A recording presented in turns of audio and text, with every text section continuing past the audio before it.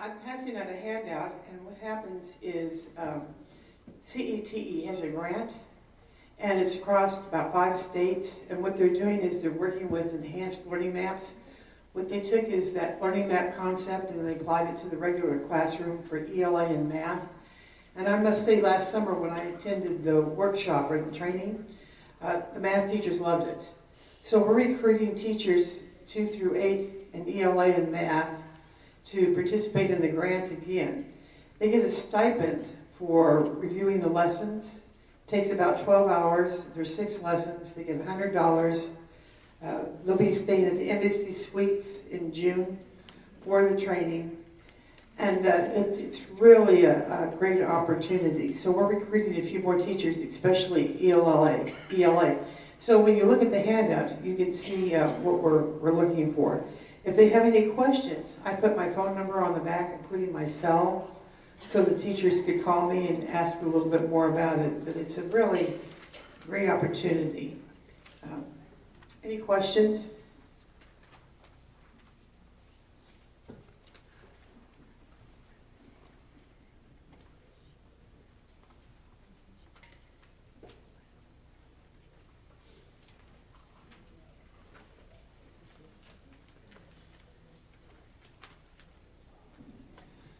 Good morning. Every year, KSDE likes to take the time to recognize some leaders we have here in the state. And one of the awards we give out is the Outstanding Educator Award. We don't always have applicants. We don't always have people who are nominated. But this year, we had a really exceptional man. And I would like Joshua Snyder to stand up. And his principal, please. Joshua, would you come here, please?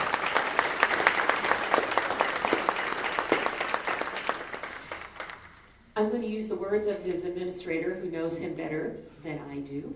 And in part, what she had to say is, I could not ask for a more giving professional in my building. Mr. Snyder is an effective and positive leader to our various teams within the building. He not only coaches, but takes opportunities to assist other instructors in the development of their curriculum and its implementation. He provides teachers with constructive and meaningful assessment tools for the improvement of their instruction. Mr. Snyder has a gift of not scripting curriculum instruction, but guiding the teacher in its development so they have ownership. Teachers seek Mr. Snyder out for assistance, which speaks highly of his collegiality. I can't think of a better recipient today to receive our Outstanding Educator Award of 2017, Joshua Snyder.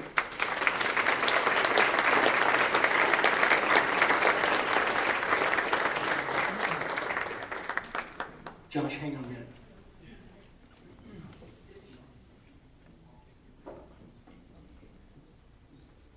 We've got about 7 minutes before we start, so if you got to go to the restroom, be quick.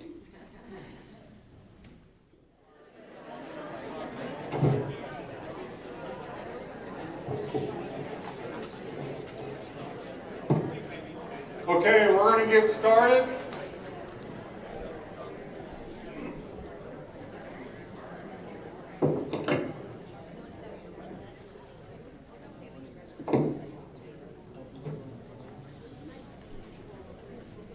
All right. Do we have anybody in the audience that this, let me how to put this, Randy, on your own personal schedule, not this is your last meeting, because you chose for this to be your last meeting, because you're retiring. Do we have anybody retiring? Come on up here. Who would like to retire? Okay. Where's Becky at? I know Becky now. Dude, who am I going to shoot 3-pointers against at halftime of the fundraisers? Well, you need to let us know what you're doing next year, what your plans, what your goals are. Because we're all jealous. Okay. You can hold it. You have to put it in context. I am retiring from Kansas. I've accepted a teaching job in St. Joe, Missouri, where I will teach high school math next year. So I'm excited about that. Thank you. You're welcome. Do you know your replacement yet? Okay, when you find out, let me know, because we, at half times of the Effingham basketball games, the bad thing I did was I went down for the fundraiser and gave the kid $20 and said, I want that guy right up there to have to come shoot a 3-pointer. And he drained it. So then he, $20? And he wasn't his cowboy boots. And then he returned the favor, and I think I chipped some paint off the rim. It wasn't quite as smooth, so, well, congratulations. Anybody else retiring last year? Awesome. We get to see each other again next year. And some of you, I don't know if you've been back to your district for a while, because I was in Wichita yesterday doing a presentation, and some of you were there, and then earlier this week, but I know this is the worst time of the year of everything going on. So we're going to throw a lot at you. But at the same time, I encourage you, Randy and I are going around the state doing the Q4 wrap-up of the KSDE trainings. I encourage you to go to that. We're not going to be able to get into the detail of everything we have to share with you today. But most of the stuff we're going to share with you, it takes 4, 5, 6 times to hear it. Next year, we're going to be doing road shows specifically around kindergarten readiness, post-secondary measures, civic engagement, socio-emotional. So we're going to keep coming out. So watch the calendar. And but today, we're going to throw a lot at you. Bob, I know it's hard to sit back and relax, but just kind of absorb what we're getting ready to share with you. Randy's going to start out with some information on post-secondary, and I'm going to follow him and try to wrap up how then KSDE is going to hopefully help you get there over the next few years. So, hey, Brad, do we have to say anyway, Randy, go ahead. You are what? we have to say happy birthday? Happy birthday. Anybody have a birthday in here today? Happy birthday to you. Happy birthday to you. Happy birthday, Dr. Watson. Happy birthday to you. Thank you. Now you know why my dad kicked me out of church choir. Poster child for we need to be involved in more extracurricular activities right there. And some of you that work in the agency will know that as of this morning, we are looking for a new communications director after the birthday card I got from our current one. And no. I'm going around, as you can see this morning, saying hi to people in our agency because I haven't seen them in so long. I had to reintroduce myself to my assistant. Brad and I have been on the road with KISA.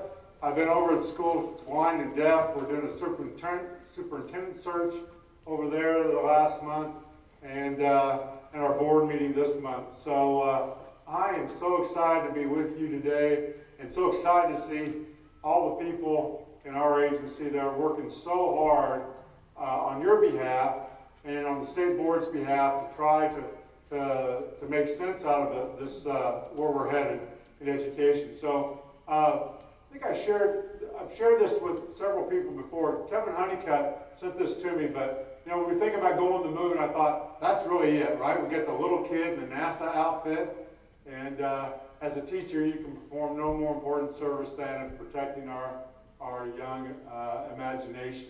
And so I think that's really great. Thanks, Kevin, for putting that on. I was to think of some things broadly today. I'm going to challenge you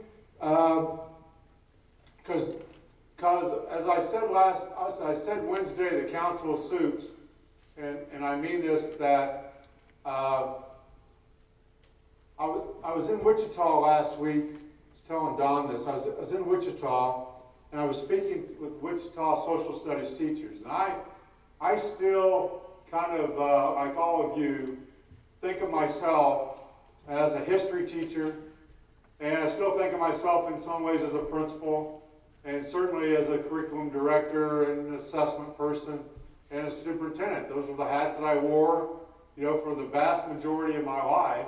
And so I think I'm here with family today.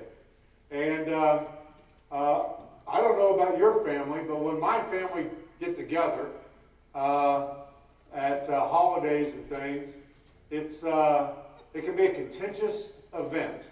We're competitive, and we just make up games, from board games to name the mascot, right, across Kansas or across the United States. So I'm gonna challenge you today. We're here among family. As we enter into a whole new era of ESSA, accreditation, and school finance, right? They're all converging.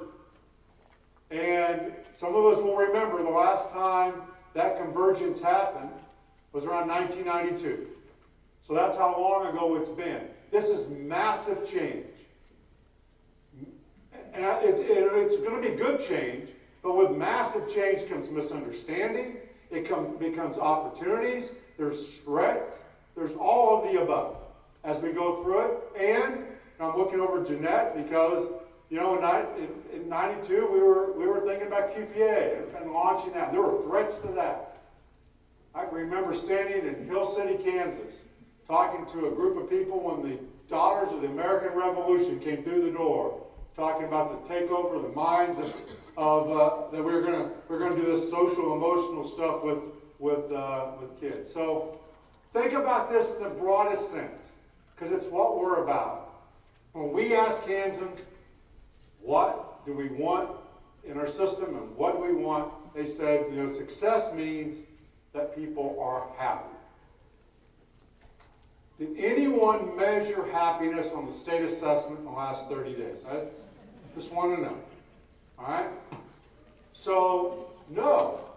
Because that was the number one response when Kansans said, when we think of success, what do we think of? And they said that people are happy. In fact, Brad and I have had this conversation. Wouldn't it just be as simple as for us as parents, right? To say, if there was one thing that we wanted for our kids, for my daughter that's 30 or my son that's 24, is the first of all, if they are happy. I think so. That's what I was a parent. That's hard to define, but boy, when we see it, and they're fulfilled, that was the second most, right? And all of these social, emotional things that we're putting together, and they're successful and all these things. And they said we want to give back to our community and be in the service of others. And they said, can we have some skill set that allow people to live in the middle class? So when we think about that success, I just think those broad terms. What are the first two found in the board outcomes? Social, emotional factors, right?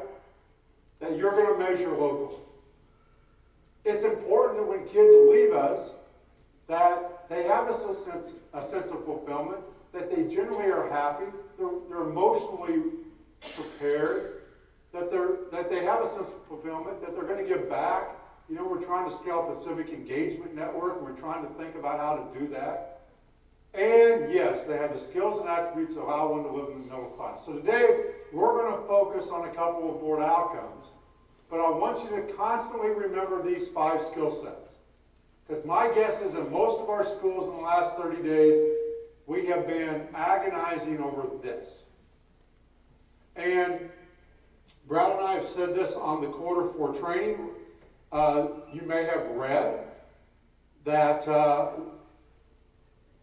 there hasn't been anyone in the state of Kansas that was, I wish I could remember the date. I'm going to say it was like April 7th, but that's not right. I can remember it was on a Tuesday, because on a Monday, Brad and I were at ESDEC, whatever day that was, and we said, boy, things are really going well at the state assessments, and the next day, Lee's phone lit up. We were thinking that we were going to have to find something for Lee to do because it was going so well, and then it didn't. All right, and that's the nature of and we're sorry about that. We have to be better. when teachers go to log in, they should be assured that just like when you open the refrigerator, the light comes on and it goes off when we shut it. It's automatic, it works 100% of the time, and when it doesn't, that's not acceptable. All that's there.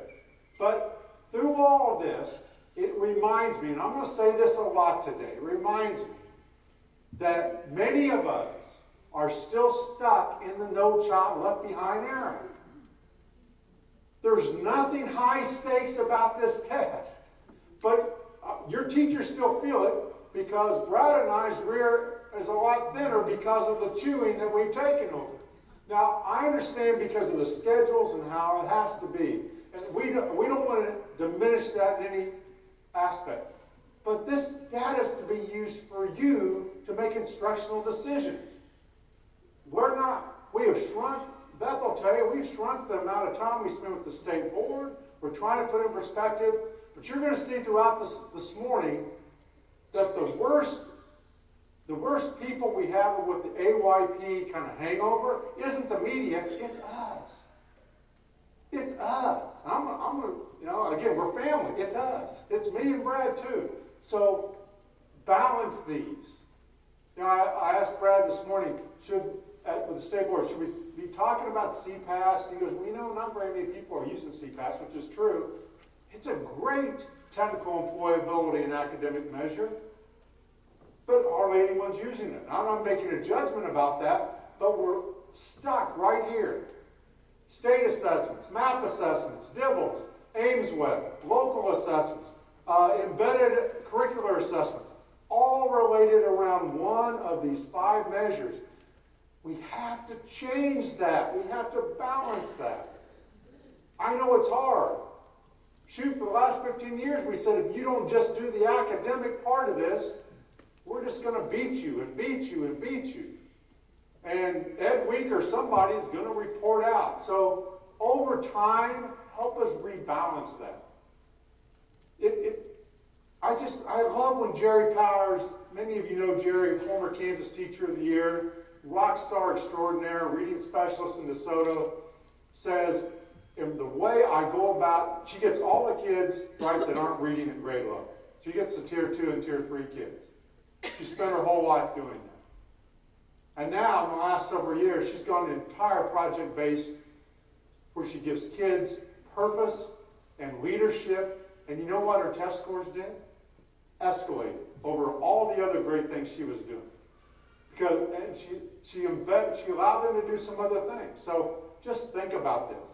I will tell you that when you take a day out of school, like just happened, when a school in Kansas says what happened down in Ashland is tragic, the fire, and we're going to go give support, we'll even take out of school, right? We're going to send all of our kids. We're going to send bales of hay. We're going to send supplies.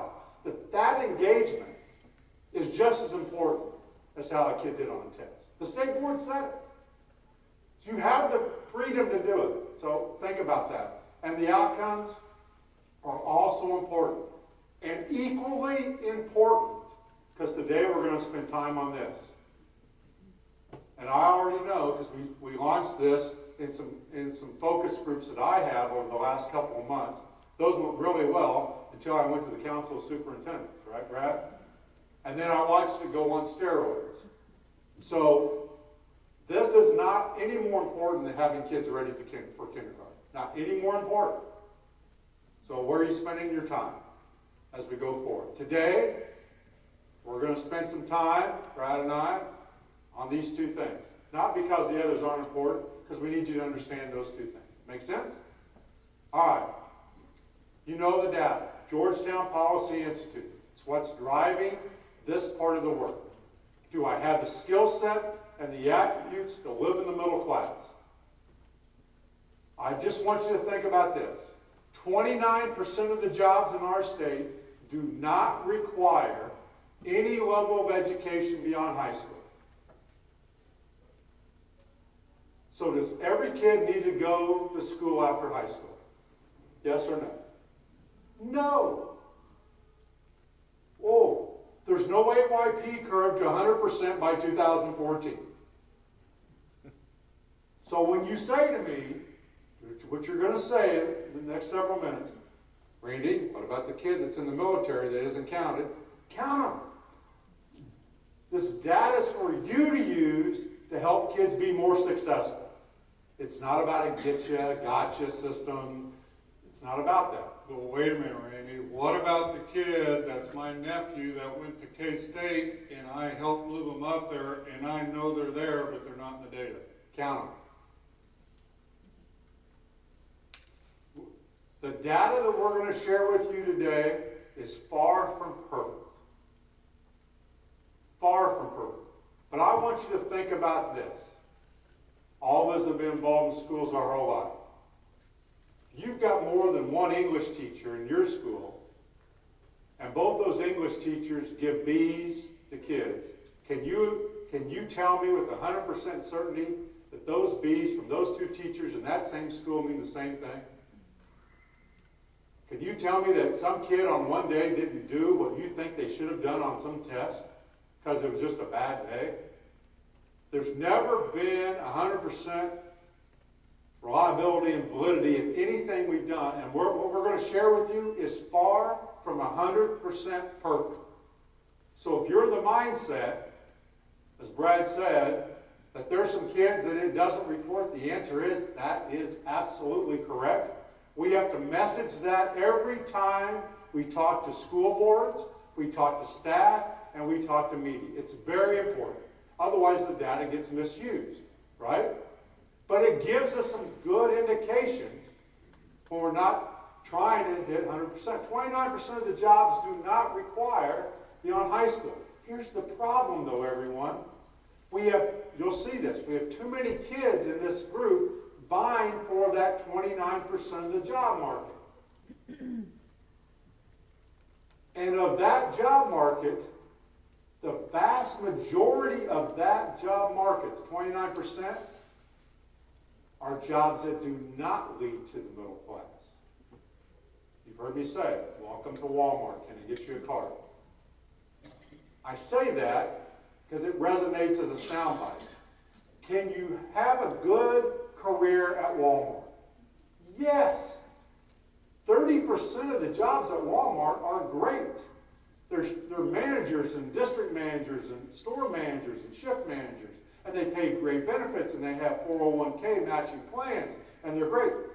But 70% of the jobs don't allow you to work 40 hours a week because they don't want to pay benefits because all of us want to go shop there and the prices to be low, right? So the key is, if your kid is not going to post-secondary, you better have a better individual plan of instruction than the kids that are going to go on and still be figuring it out. Make sense? Because you want to be at the top of your game so that you can go in competition with those. So just keep this in mind and keep this ratio in mind. So that if you're setting out in Norton, Kansas, and we start to look at this data, you're saying to yourself, how many of our kids aren't just going on to school? How many are going on to a 4-year college, a baccalaureate, master's, and PhD? And how many are going to certificates and 2-year? And is that in good balance? Should we be trying to increase one or the other? Take a look at as we disaggregate in the future. You know, how are minorities doing, or how are our genders doing? All of that's going to come in the future. Now, we're just giving you an early snapshot today. So, you have a handout. Looks like this. And if you could flip to the back page, which looks like this. National Student Clearinghouse. We're going to walk through it. And as Brad said, you're going to need to hear this 5 or 6 times to really get it. We've been living it so long that I think that everyone understands it, but it's interesting data. So if you have questions, please, we're family. All right, and I may even say it. Are we picking on Bob? Did everybody was looking at Bob? Because I'd say this, you know, to my Uncle Harold or people, you know, that's a stupid question, Bob, but thanks for asking. No, there are not any stupid questions. You raise your hand and say, all right, is this true? Because I will tell you When we talked to the council superintendents, and then the questions that we got back were that people did not really understand this data. And it's okay. It's different than looking at MAP scores. It's different than looking at your state assessment results.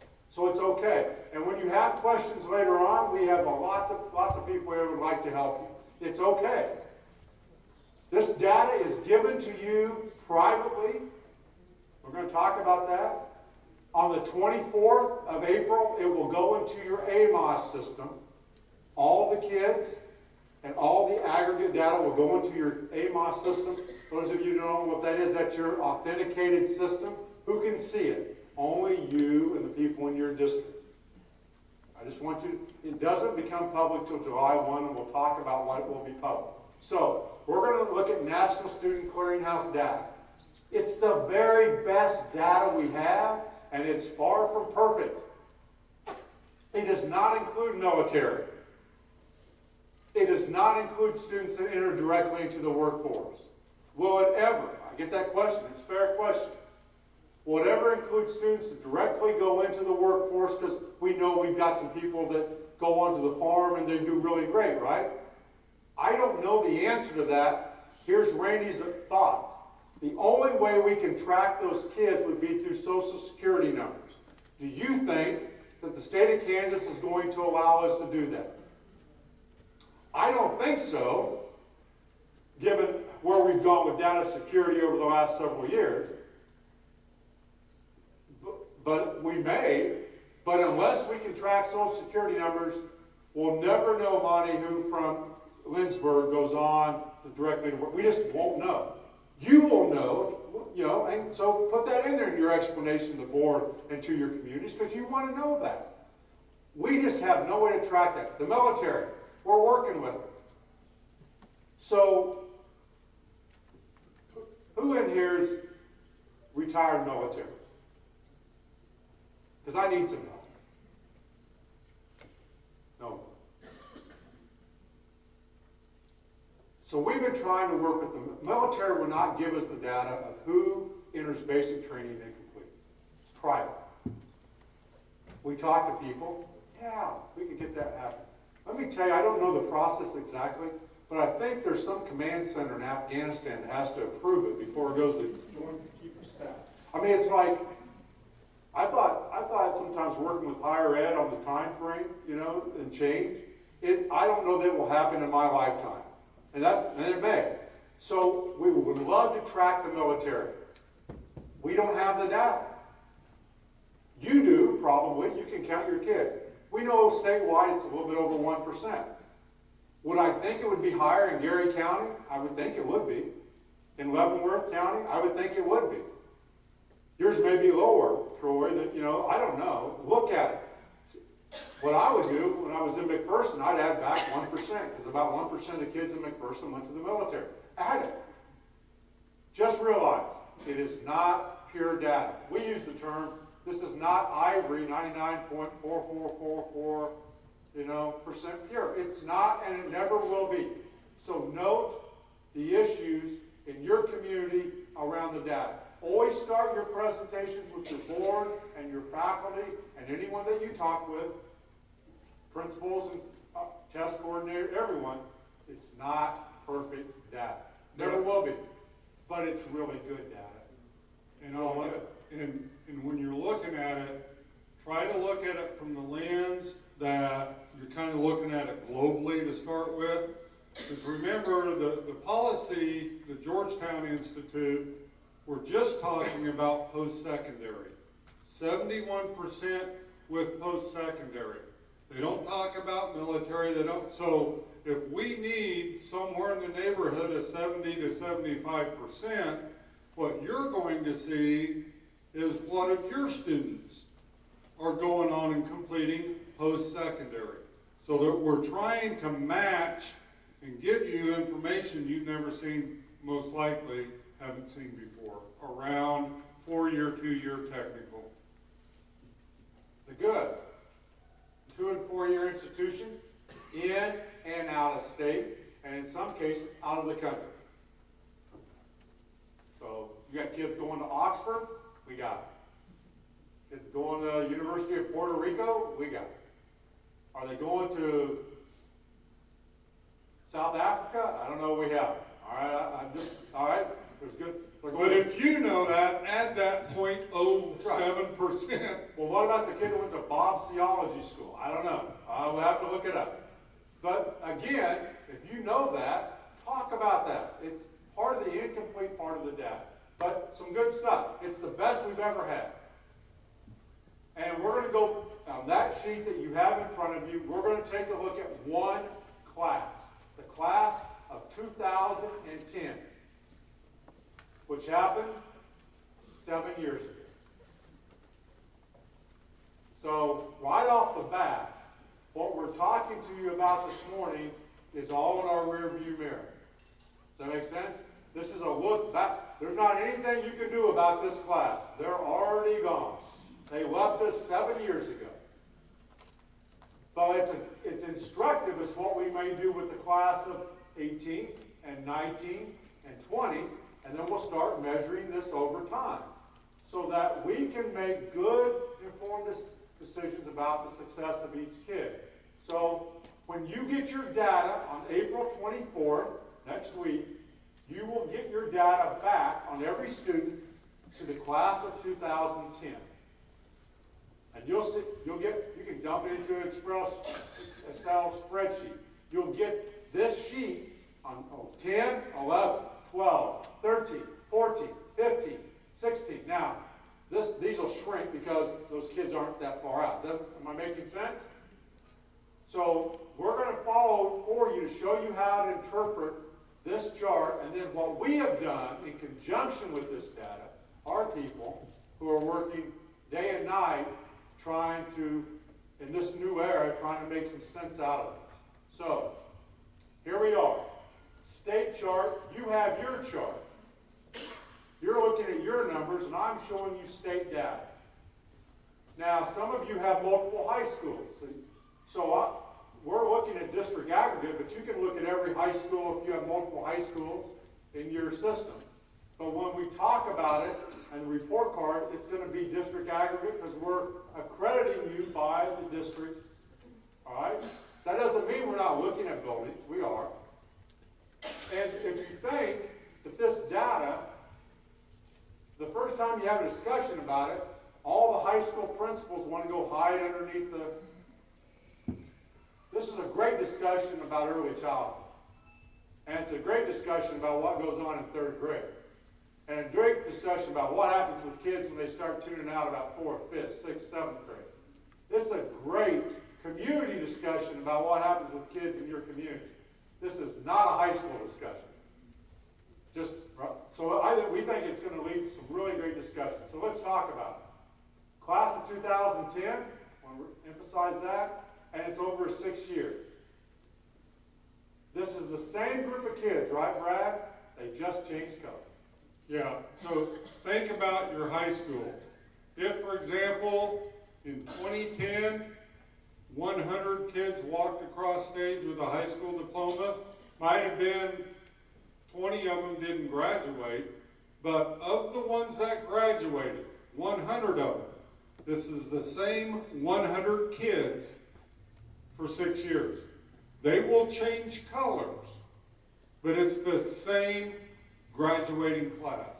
Not the ones that didn't graduate, just the ones that walked across stage and got a diploma. Everyone understand that? What happens if you got a GED and you were in the class of 2010? Are you there? No. And you're going to say, that's not fair. Don't tell me it's not fair. Just say it's not included in the data set. It's not pure data. We're not including GED. All right?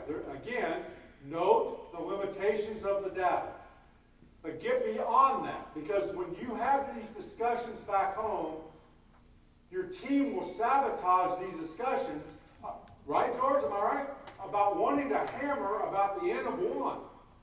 Just acknowledge that so you can have the broader discussion about what we're seeing. That's what we want you to have. So, let's look at it. Right off the bat, class 2010, 65% of kids of the graduating class went on to a 2-year school. community college, a technical school, or a four-year university. Look at your data. Remember, we would love to have 70 to 75%. We're at 65 of the graduates. We'd love to have 70, 75. If someone says, which they will, why did you pick that number? We didn't pick it. That's what the economic conditions are in Kansas to help kids move into the middle class. Is it 100%? No. That's why not every kid needs to go to post-secondary. The majority will, in order to have the jobs that are available in our state. So, this data is nuanced, but just remember, we'd like to be at 70, 75. We start at 65 in this class, statewide, so we're already 10% below what our aspirational goals would be. By the way, we've been messaging this for the last year, and we've been saying this is a moonshot. We're going to the moon. When Kennedy said that in 1960, we couldn't launch a rocket into orbit. We're going to go to the moon. It was not envisioned that we could get there. NASA said we're going to need more money. You ever hear that? Well, how am I going to do this? We need more money. I know you need more money. All right? But that doesn't stop the discussion we're going to have. And we're not there. We're not anywhere close to where we want to be. But that's where we're headed if we do this right. So, let's look 6 years out of high school, just so you get a picture of it. We're going to focus on as far away as we can go. 6 years. The clearinghouse will track your kids 6 years out of high school. After that, they drop them. So, after next year, the class of 2010 disappears from the National Student Clearinghouse because they stop tracking them. That's one of the limitations of the data. You can't track them for 9, 10, 11, and 12 years. So, if you want to do that, that's fine. Do any of you remember the 3 and 5 year surveys? Right? What was the response rates of those in your district? 30%? 40% on a good day if you're standing on one leg?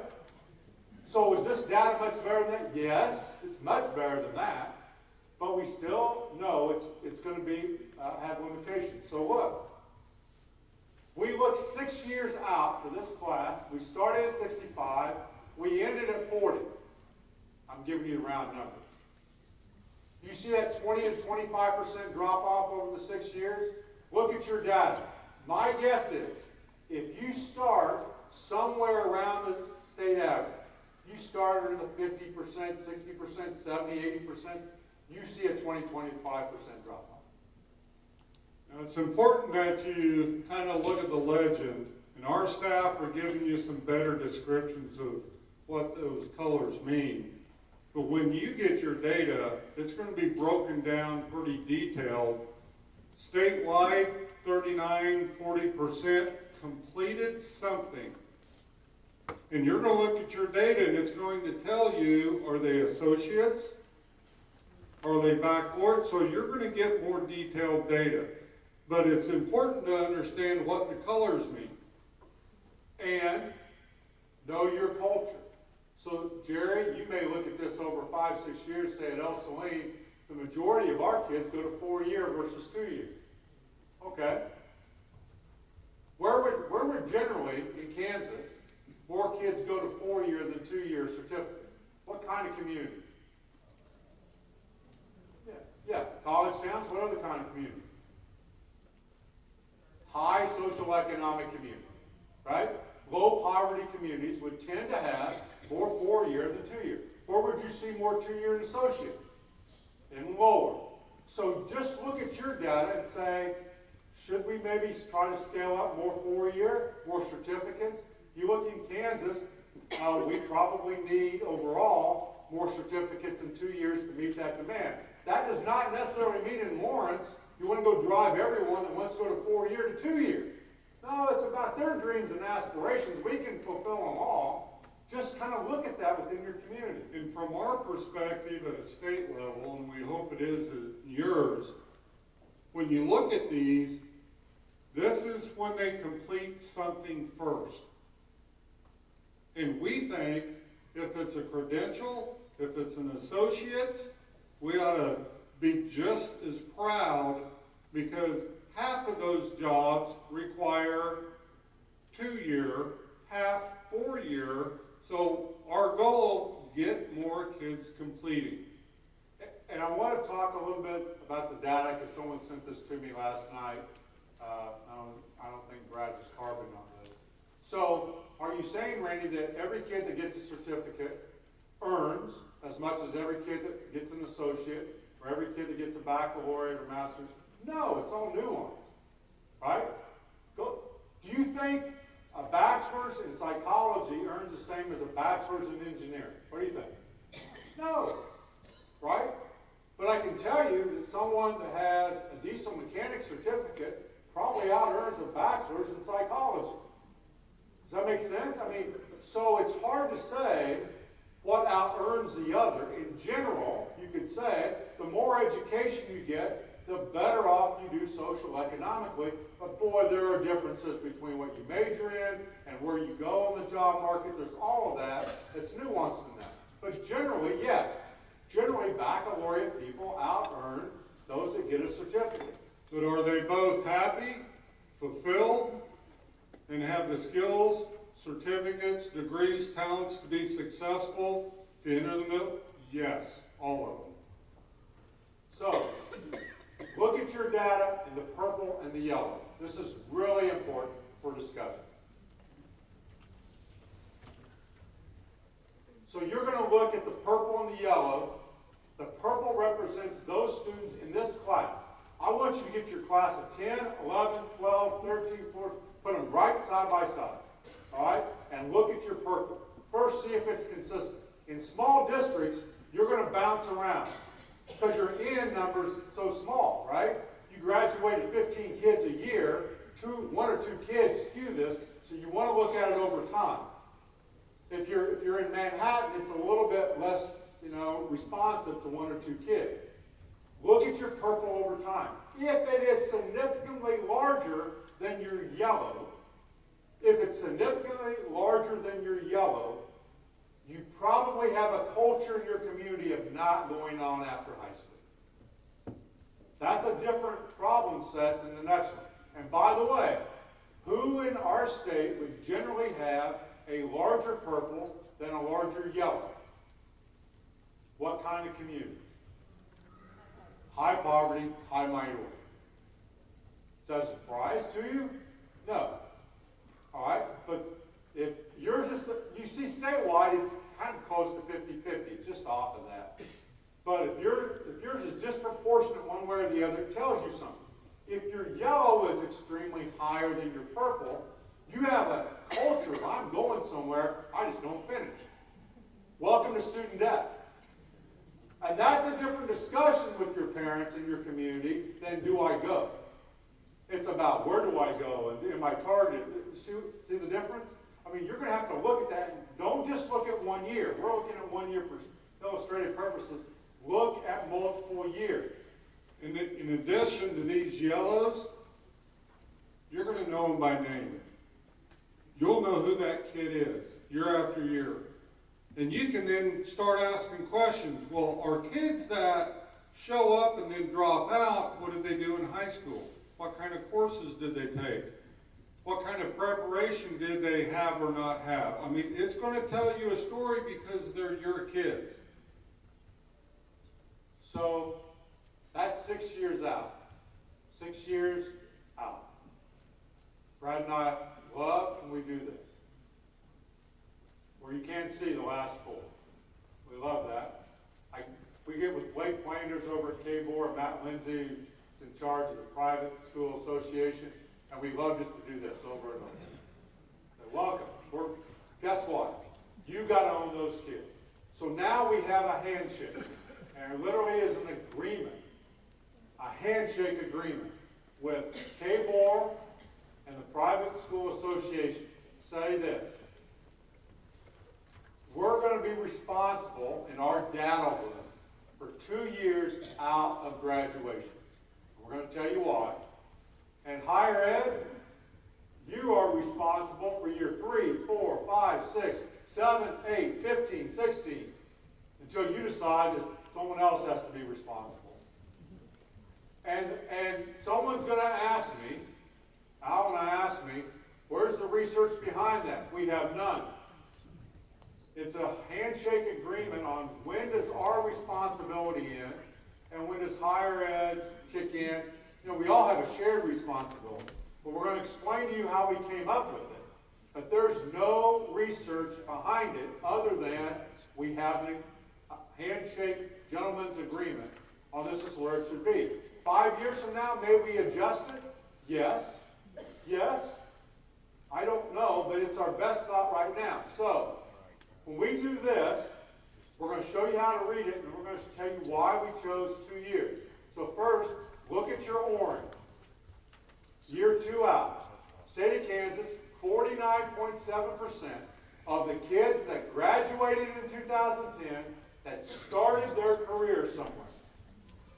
They went to Cowley County, and in year 2, they transferred to Creighton.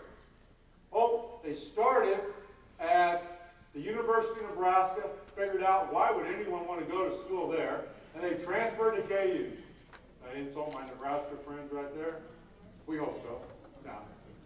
All right, does that make sense? They went somewhere, they came back a second year. Look at your orange. We call that retention. Retention. Why are we looking at that retention 2 years out? Have all of you had discussions in your community with your higher ed friends about something called remedial education? Have you ever felt beat up by your community colleges or by Fort Hays State or ever, by the professors? You keep sending me all these kids that can't do college algebra and English comp. Why don't you do your job? Well, if we had a dime for every conversation I've had with some professor over that conversation, We could probably raise your base by about $150. that's right. That's exactly. Here's the truth. If you go to Independence Community College after high school, you go to KU after high school, or you go to Wichita State, they all determine who goes into remedial education differently. And yet they lump it together as if it's the same data. So our researchers and our IT people said, this will never be good data. They hated the data, and we agree with KBOR, we're not going to talk about it anymore, because while it's instructive, we don't want to send kids that cannot do the work. Who gets in Hutchinson and who gets in Colby, they're different criteria, they're using different assessments. You know, they're doing it differently when it's dual credit in high school than when they get out. It's all over the board. So what we said is, if they show up somewhere, and in year 2, they've returned, they went to Mid-American Nazarene, and in year 2, they were successful in year 1 and they came back, that negates the remedial argument. Does that make sense? That's our theory. So that's why we're using 2 years out. Now, also, did you notice some kids here in the maroon have graduated already 2 years out of high school? They were really bright, like Brad. They had like a PhD already in year 2. Whoa. If you follow your class 6 years out, you see there's still some orange. That was the track I was on. I was still engaged, paying my money, but I hadn't earned a maroon status yet. I was on the John Belushi plane. Yeah. I think there's an asterisk at the National Student Clearinghouse data for the 1980s. They're still trying to track Brad Moonswan. All right. So, some kids have graduated. Who? Primarily associate and certificate kids, right? There may be a baccalaureate. Some of you know, in 3 years, I believe, I think the young man's a sophomore, we'll have a young man at Ulysses High School who graduates from Harvard University a week before he gets his high school graduation. Now, I'm sure at Chanute High School that happens frequently, but, you know, it doesn't happen in most schools frequently. So they'll be in there. They'll be in there. So there they are. So we need to add those two together. We need to add the retention plus the graduation. And you're going to say, Randy, I know you're a history major, so why, when I add those two together, don't they equal 55? They don't. Because our people are trying to scrub the data to get it as accurate as we can, and there are some certificates that you can earn that aren't from an institution of higher learning. For example, CNA. You can get a CNA not through Butler, right? You can get it through a hospital. We need to add those back in there. So is it perfect yet? No, but we're getting better. Our people are going through, and they said, we found some. We're adding them back in because we want to count everything we can find. And we're finding for the class of 2010, 55% of kids 2 years out of graduation are in school or they've completed something for the first time. Everyone understands so far? 1 year look. You're going to want to look at multiple years. Now, as Brad wants us to make sure, this is of the graduates. Of the graduates of Topeka. You can't get to the middle class for the most part without graduating high school. Your odds are greatly diminished. So we have to calculate that into the equation. So here's what we've done. Here's the number. 55 came from here. Those two items. We took 55%, and we took the graduation rate statewide for the year 2010, which was 81%, 80.9. So 19% of the kids never walked across the stage that year on the 4-year cohort. So we took this number times this number, percent, and we ended up with a post-secondary effective rate of 44.6 for the class of 2010. That becomes known, and this is the most important aspect, and I think you know what's really cool about this, Brad? Scott Myers has not found an acronym for this term yet, so we're ahead of the game. Because it's called the post-secondary effective rate. Someone will come up with a better term, and we'll have a great acronym and a visual here soon. The post-secondary effective rate for that class in the state of Kansas was 44.6. Where would we like to be? 70 to 75. You see the issue? You say, what is the real issue? I want you to know what the real issue is, that 55% of that class is out there. They're out there right now. 55% of that class is trying to find a great job, and they're only 29% of the job market, and we've got 55% of our kids trying to find it. Does that make sense? So when your employers say to you, man, I've got these jobs, I can't find qualified people, they're telling you, I've got things that require something beyond high school, and I don't have enough people to even find in the job market. Meanwhile, how many applicants are going to Walmart? How many applicants, if you look at like the oil refinery I use in McPherson, that's a great paying job. And they're telling me, their HR, 400 applicants for every high school educated qualified job. So someone's going to get that job. Someone's going to get it. Maybe from, Rock Hill, they're going to get it. And 399 aren't. I'm worried the kid that gets it is set. In 3 or 4 years, if you stay on the oil refinery in McPherson, you're well into the middle class. 5-7 years out, you're making $90,000 with a high school education, but only one of those 400 kids got that opportunity. So that comes back to they better have some really great skill sets. So let me clarify something. Raise your hand if you're a math person. Okay, then I'm going to have to ask you to plug your ears on this. I'm calling this the Tony Shane Kelly calculation. They're set in the back.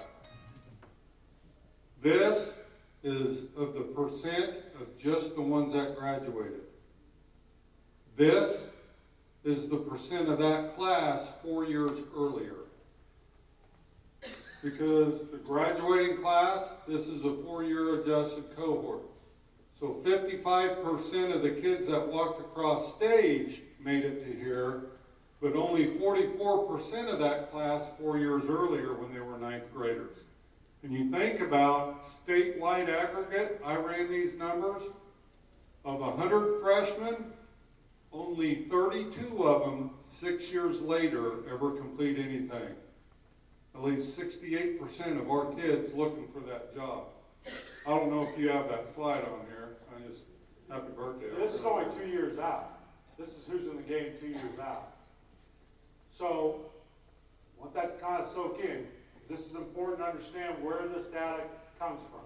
And the reason we add an effective rate, not only getting your graduates with plans to move on, but getting more kids to graduate with plans.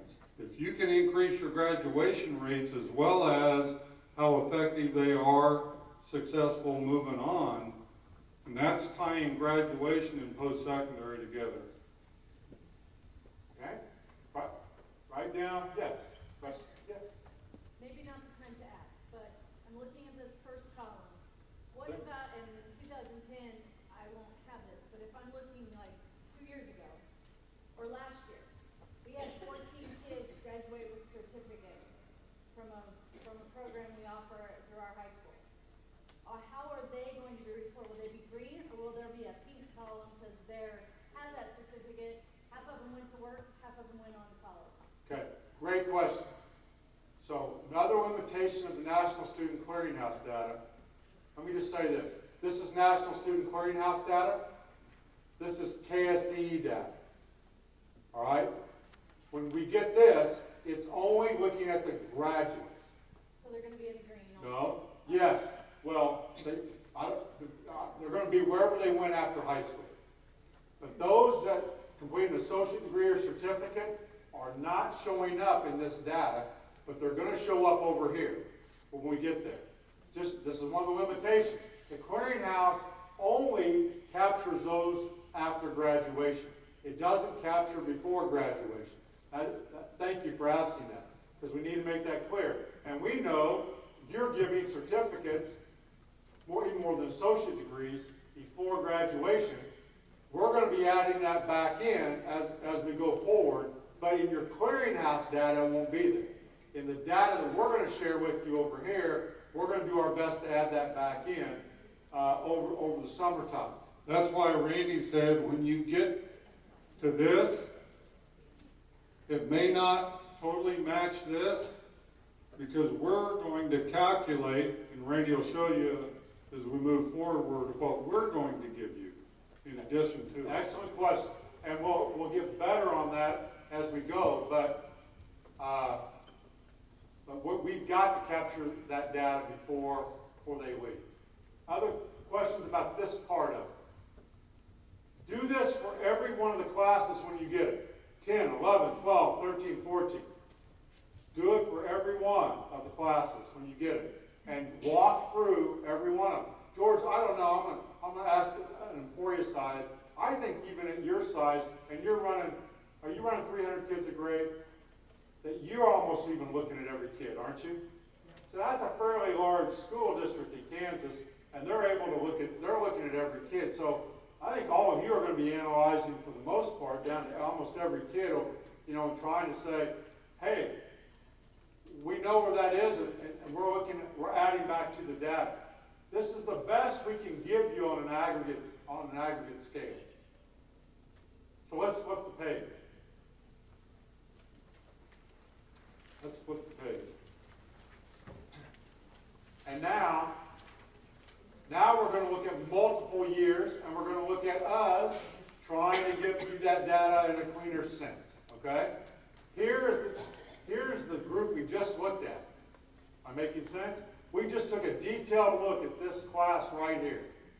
But now we're looking at 10, 11, 12, 13, 14, and we're looking at it from KSDE's perspective, not just the clearinghouse perspective. Trying to add back some of that. Important to note, why would we want to look at a 5-year average? Why would we want to look at a 5-year? Because in many of our schools, a 1-year look is too volatile. You know, if you're studying in Colby, what are you graduating Colby? 70 kids? 5 kids, 4 kids make a huge difference, right? Troy, 2 kids make a heck of a difference, right? How many times have you heard in your career, it was that class? Either that really good one or that really, you know. So you'll get annual, but we're also looking at 5-year average. So we think the 5-year average does some mitigation of that bounce. It's not. We could go a 10-year to get better.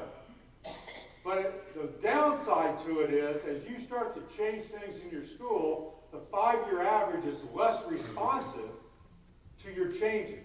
Does that make sense? It helps with the volatility of it, but it's less responsive. So Angie may say, yeah, but if I make these changes in McPherson, I'm still kind of being held to those classes in the rear view mirror, yes, and they'll slowly come off. But we've got to do that to mitigate. If you're in Stafford, it just, I mean, you can look good one year and you can look horrible the other. You know that with graduation rates.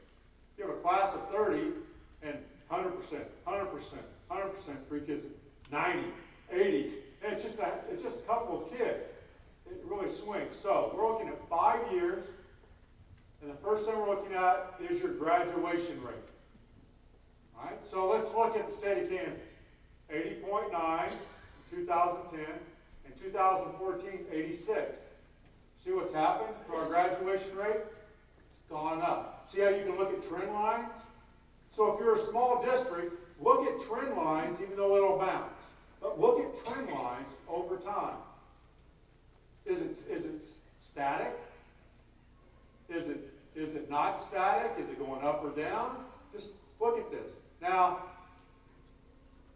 I've known Tamara Conradi a long time, first as a teacher, but she's a principal, and she's done a lot of great things in her life. And if she were a high school principal, I know she'd grab this data, and tomorrow, if she were a high school principal, every kid wherever she was would graduate high school.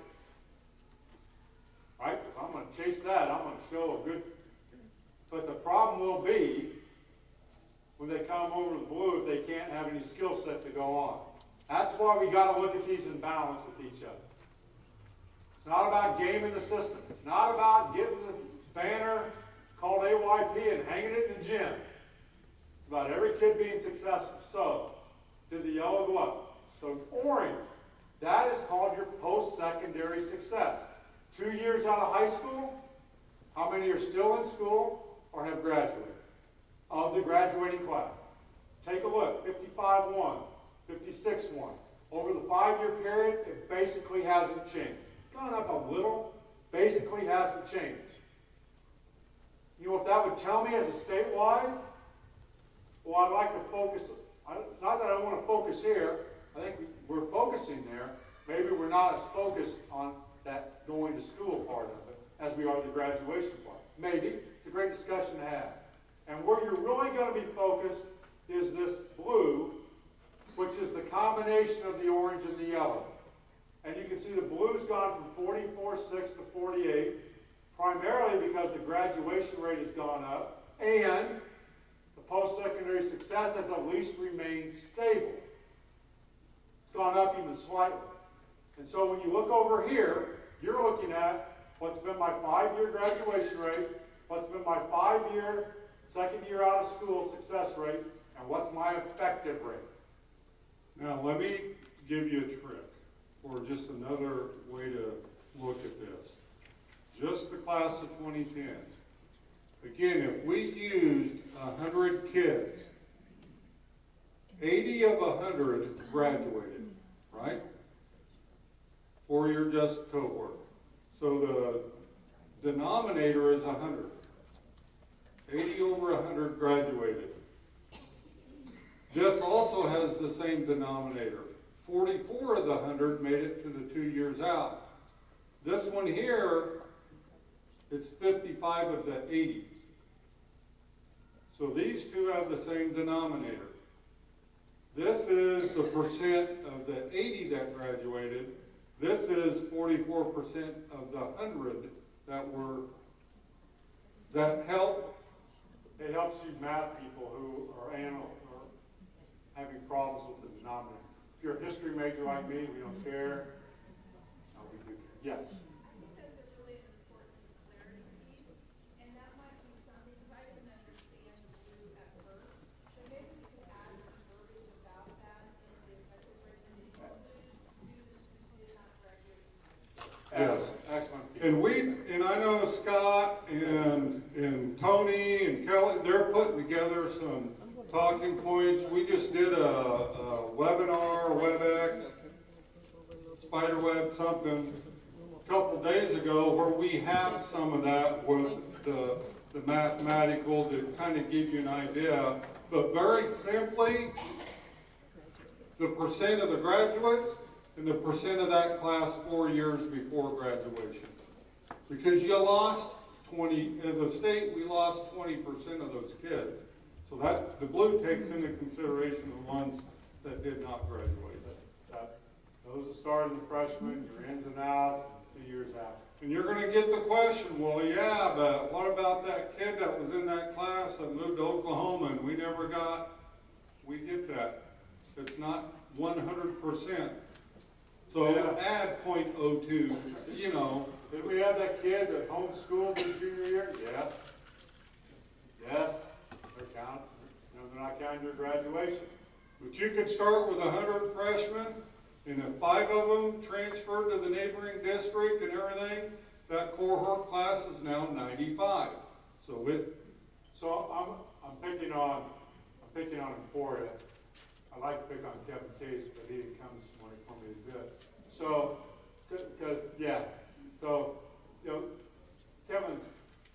I finally said to him, Kevin, chill out. Go add 3/10 and then stop the discussion, okay? I mean, the numbers are going to go up. The key to this is, as a state, over the last 5-year average, we're going to get the class of 15 here any day. We're going to get new data. We'd like to be at 70 to 75, and we're 30% below, 25 to 30% below. Let's throw another 5% in. We have a long way to go to get to the moon. I don't even know that we're spacewalking yet. This is a different question than were we proficient, because we were. All I'm saying is proficiency didn't lead to this, but it ought to be part of the discussion about how we're spending time and effort in this. So, yes, this number is going to do nothing but go up. Baker University is not in these numbers. They will be when we run the next set. Flint Hills Technical College is not in these numbers. That does affect you greatly. They will be in the next set. Why? They just haven't been in the clearinghouse. They're part of that 3% that just never joined. But we have them in going forward. So I have no doubt that by just cleaning the data, it's going to go up some. I wouldn't get hung up on those small moves that we're going to make. I would say this. If this was at 72 and we were arguing about 75, well, we're 25 to 30% off our goal, and that's what we're shooting for. It's all in the rearview mirror.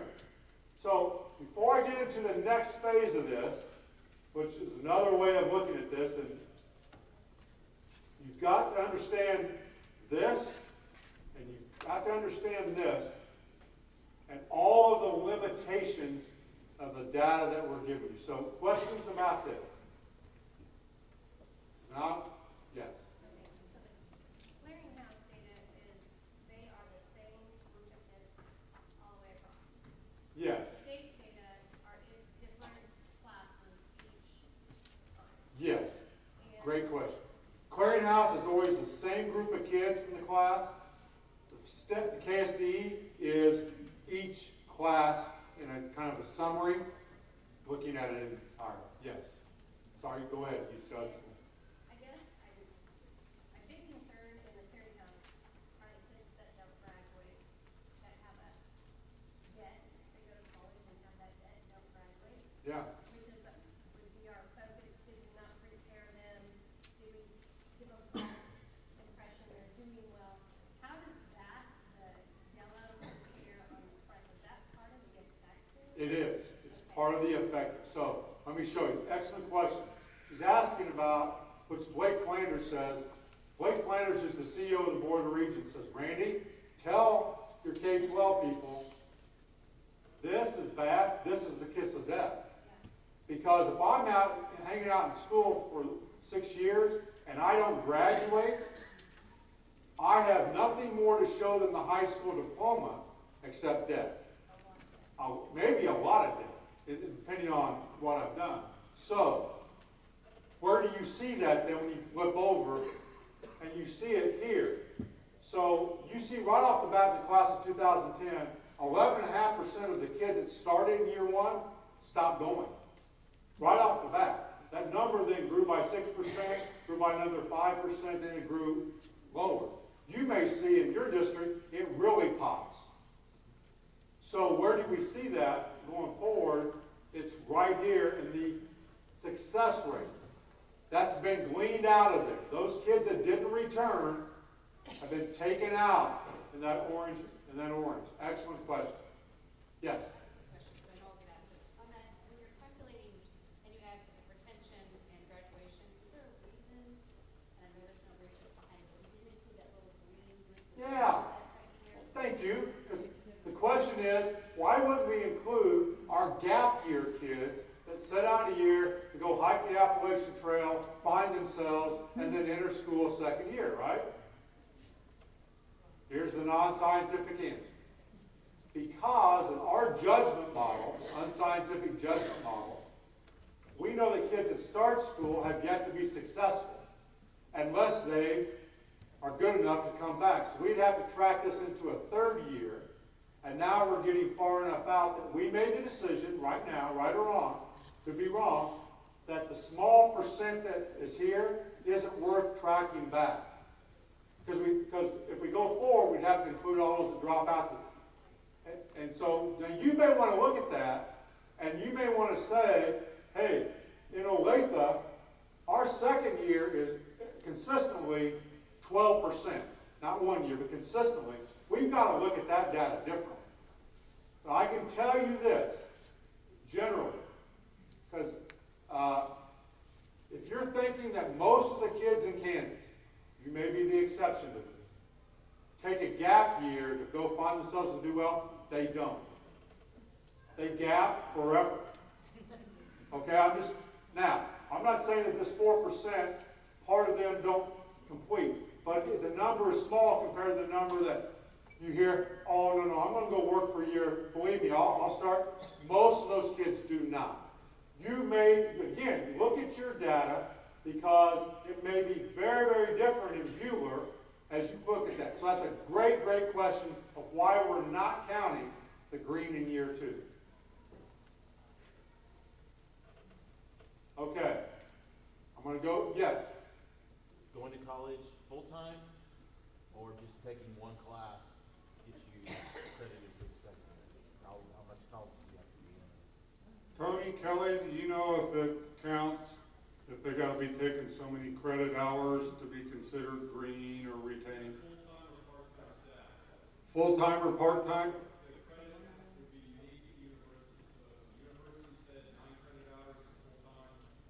It's whatever the university deems as, because I know like Washburn Tech, they consider a full-time 9 hours, but someone else might consider it 12 hours.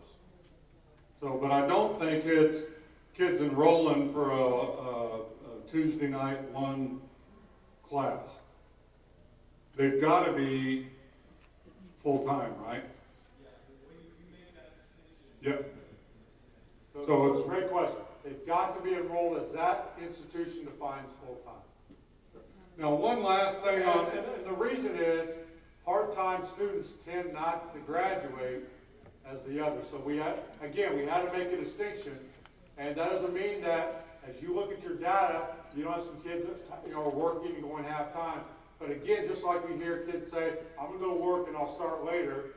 In fact, I think sent some of our people, the latest research that said, from higher ed, I just saw that this week, that said taking 15 hours and not working is much more beneficial, and they've got data over large institutions than if you go part-time.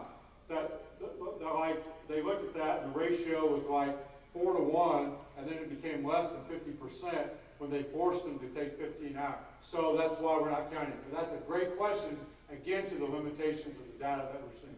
Now, I want to make a clarification, because this has come up. These over here, it's not the 5-year adjusted cohort graduation rate. It's the average of those 5 years. Each one of these are averaging out these. Well, we got a 4-year graduation rate. We got a 5-year. This is just averaging those. Okay? Yes. Oh, sure. Can you go back one slide? Yeah.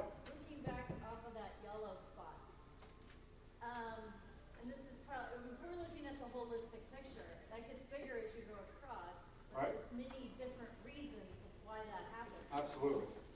Is Kansas Board of Regents doing some of what we're trying to do by looking at improving this on our end? Is anybody bringing those universities and colleges to the table and saying, you need to look at this too? Yes. It's not just the secondary position of not preparing them to go to school. Absolutely. This is a joint effort. All right, joint effort. And I've been over the K board and we've discussed it. There isn't anything about this that Blake Flanders would disagree with. They need to graduate people better. They need to retain people better, and it's a joint effort. You know what we hear is we didn't prepare them. Yeah. I'm sure you've heard that. Everybody's heard that. Well, But I know I have. it's like They it's, didn't go back because of loans. Yeah. Because they took their scholarships away and gave them to the freshman kids coming in because they junked the GPA up so high they can't keep them in. well, there's no doubt about this, that if you looked at higher ed for the last 20 years, what's higher ed wanted to report in the newspaper? Enrollment. They want to know enrollment. And enrollment's based upon, is my freshman class bigger each year, which is where all the Pell Grant money and the scholarship That's money. why it gets bigger as you go out.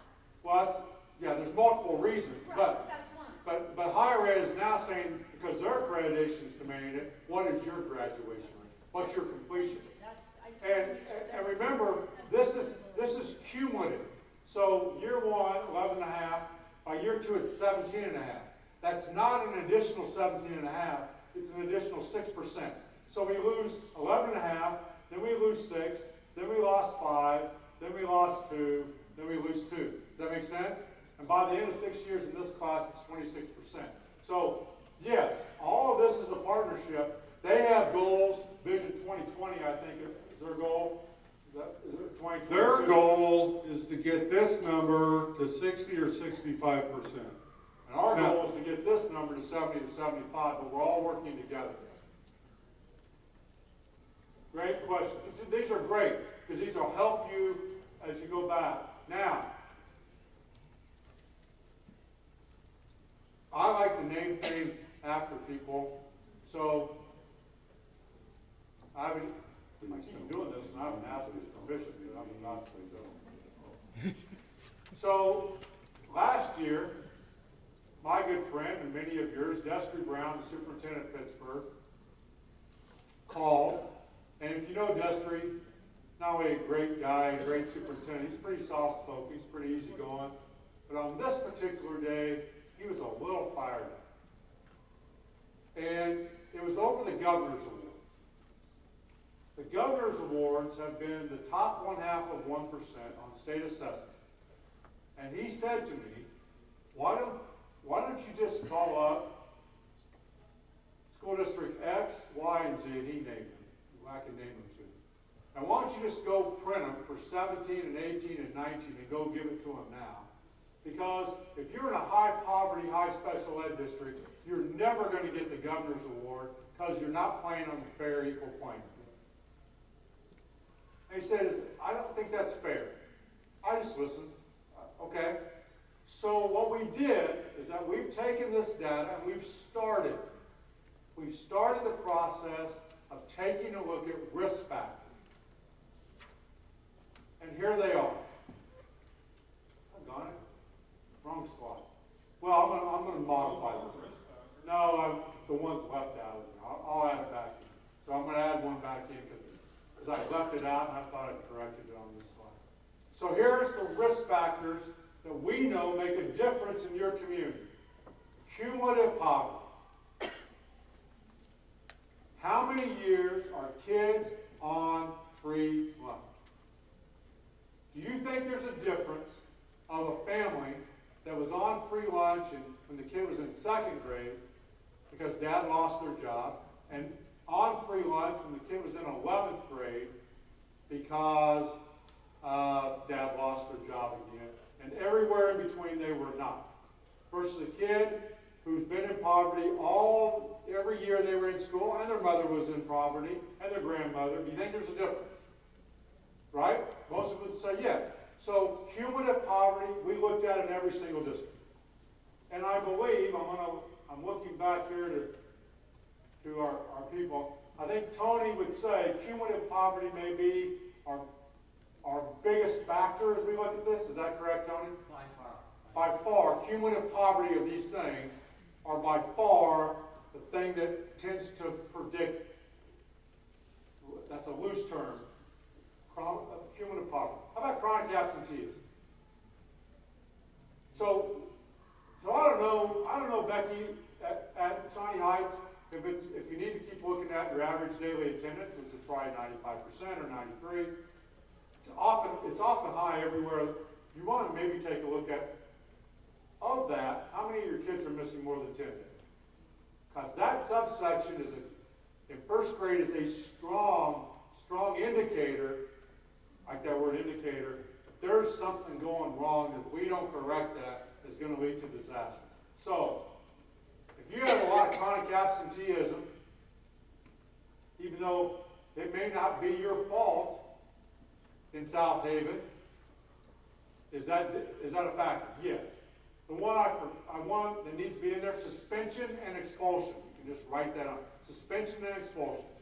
The rates at which kids are suspended or expelled from your school district is an indicator of risk. It's an indicator of risk.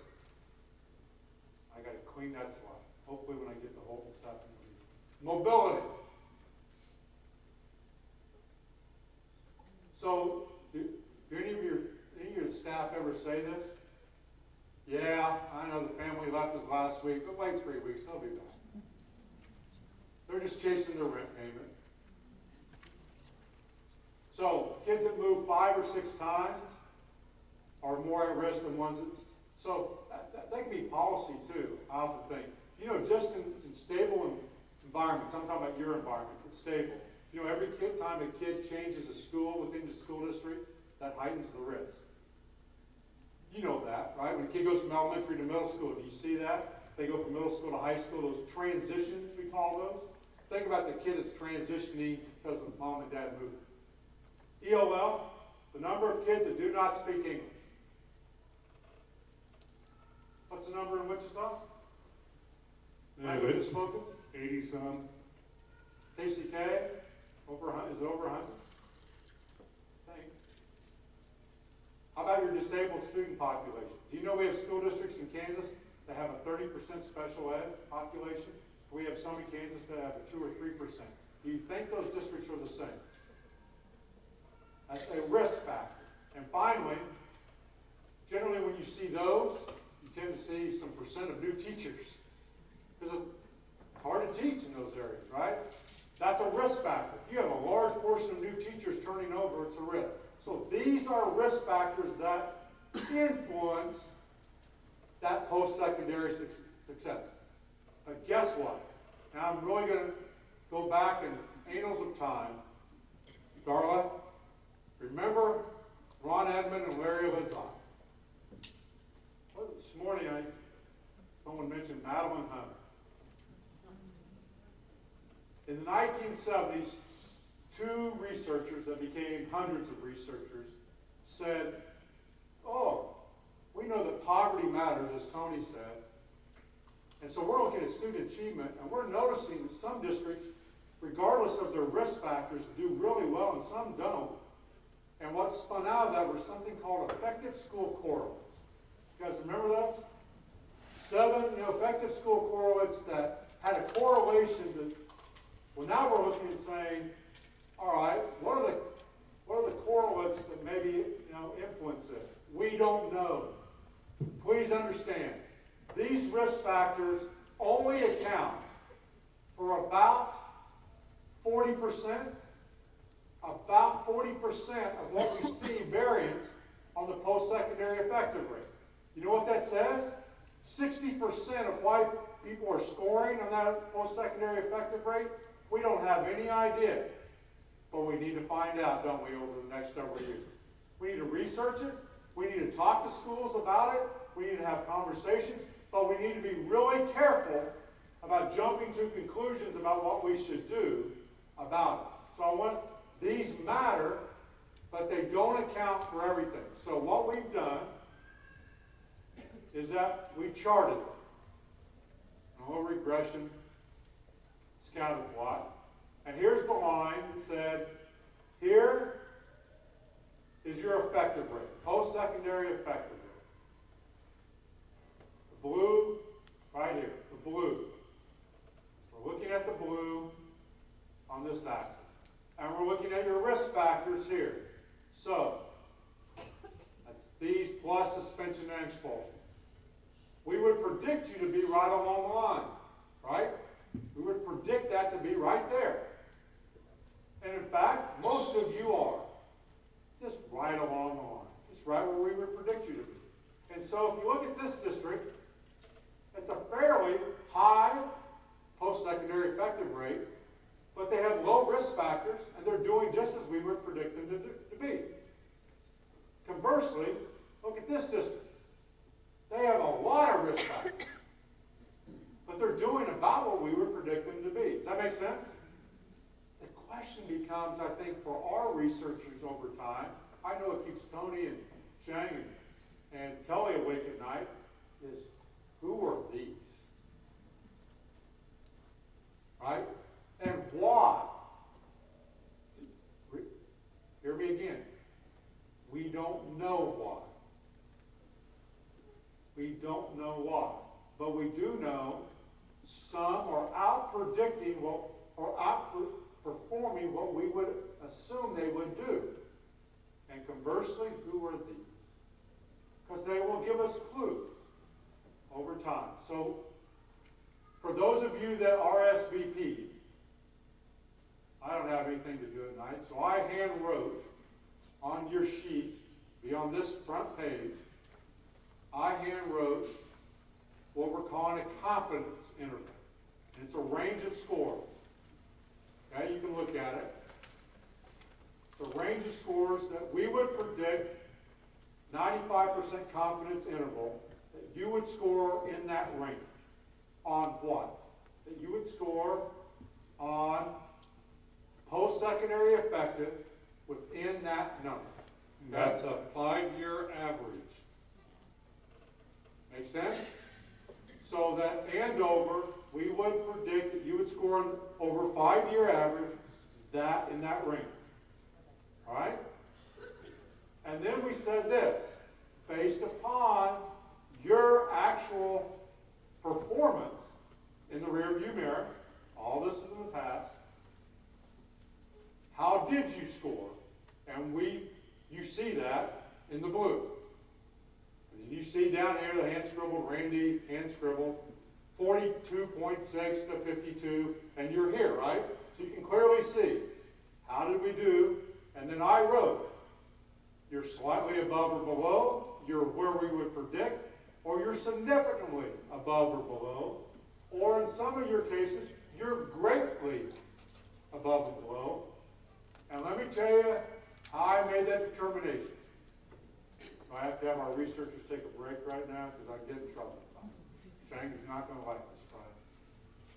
We looked at the standard deviations, and we said this. If you're within the range, you're hitting your predictive value. You like to know it's about a 0.2 0.25 standard deviation on either side of the mean, so plus or minus. But if you're in that range, you're predicted.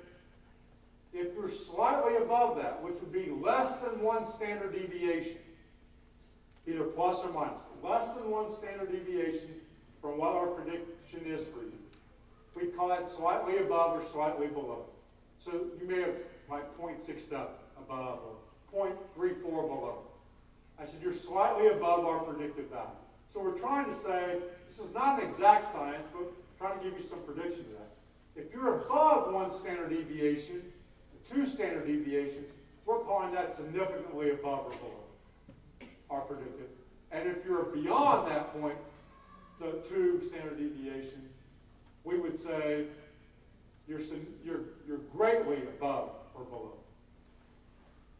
At the Council of Superintendents, because we wanted to spark some discussion to happen internally, I wrote, oh, by the way, you might rank number 62 out of 286 if you looked at your data. And I learned a valuable lesson from my friends that if you were in the top 25, you couldn't wait to have a news conference to throw everyone else under the bus, not intentionally, because you wanted to go back to AYP.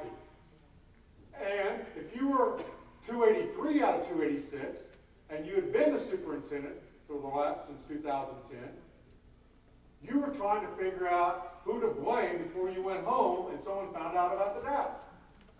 So we took that out because it was never our intent to rank order schools. No one saw that except you. And the ones that scored well couldn't wait to go tell everyone, right? In the bathroom, hey, I scored this. Don, how did you score? And that was the misuse of data that we didn't want to see. So if you were low, we heard about it. Randy, you're going to rank order schools. And if you're high, it was, can you share this with everyone? And we said, that wasn't the intent. We wrote it on there so that people could know kind of relative where they were at. So we took it off. Because we don't want that discussion. We want you to look, hey, we would predict you to be at 30%, and you're spot on. Now, we still want to hit the moon. We still have a lot of work to do, but you're spot on. And if I'm scoring here, well, I'd love to know who these people are, right, above and below, so I can glean some things through the TISA process.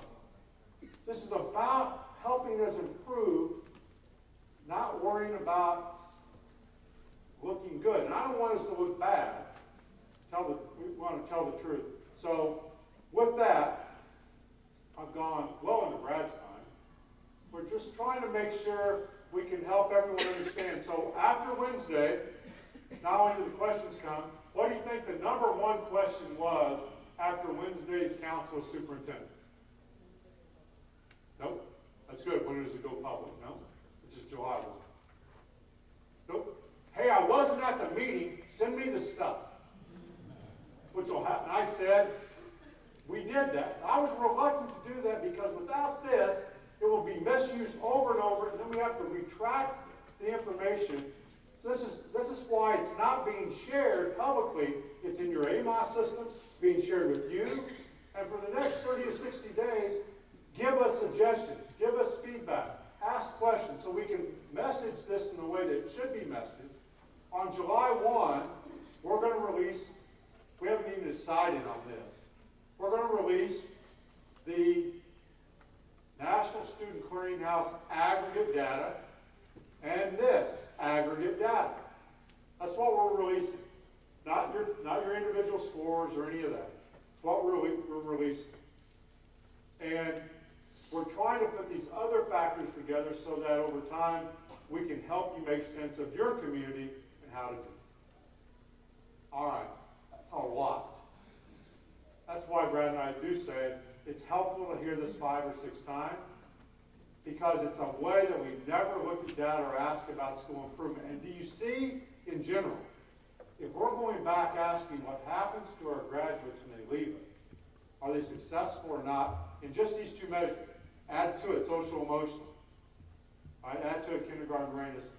Can you see the rich discussions we could have as a faculty? Could you see it bringing the Kiwanis or your site councils together and having these rich community discussions on what would we do to increase this for our kids? and we're adding back, you know, as we look at our own data, we think it could really lead to some great discussions through the accreditation process. But I know you have some questions, and the questions we've had have been really outstanding.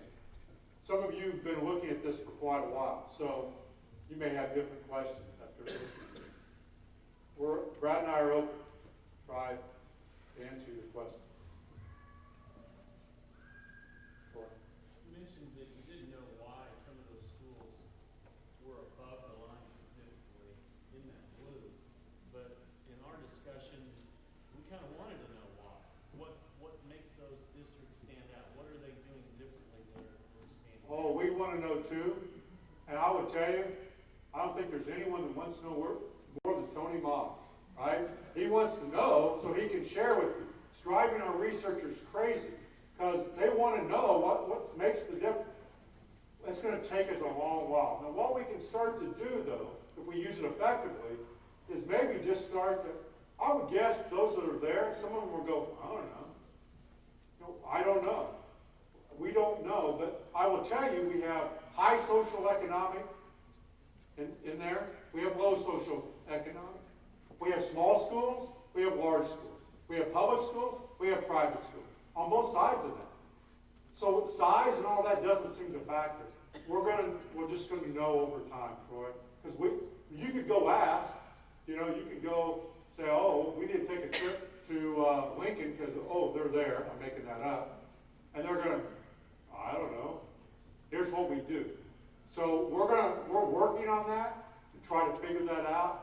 We're going to hopefully talk about that. I will say this. Again, the researchers aren't going to like me saying this. This is Randy looking at this. When I look at this,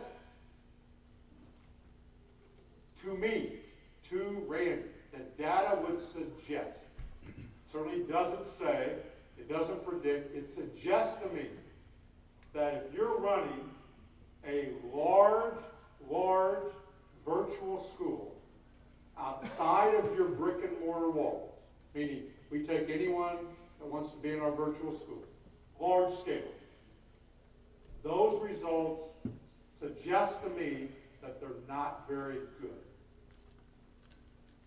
That the graduation, the post-secondary success of that is not very good. I'd be careful, because I will tell you that those that are running virtual schools that are targeted to specific populations do really well.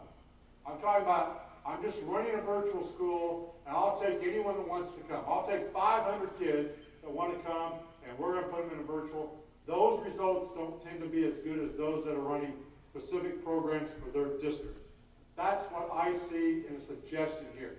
I don't know. I don't even see anything that's suggested there that would even tell me there's something there.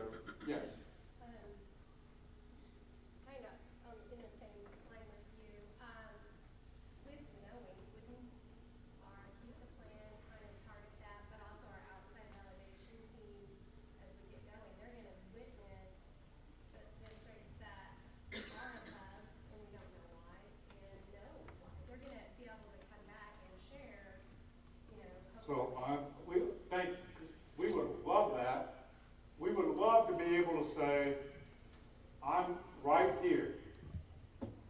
Could I take a look at these districts, be part of my visitation team so that we can learn some things from each other? We talked about this in Wales. We would love that to happen. Our fear is that if some way we release that in any way, you see what you're going to do? Well, if I'm better than them, I want to tell my board. I want to have a press room. And then that's why I said we're going to be our worst enemy here. Because the minute you think you look good, well, just wait. You may not look good, and then do you want? So if we can use it appropriately, it'll be so good. if you would do it by the risk factor, like the categories, not pull, where I think what we may be able to do, I'll look back here to Kelly and everyone, we may be able, I know on the report card now it says if you'd like to look at similar districts to you, I think that's based upon maybe size, a little bit demographics. Maybe we could take those factors and just say, here are some people that look like you, and then you could do your own analyzation. I'm just, because I put that rank on there and I just watched what happened the last 4 days.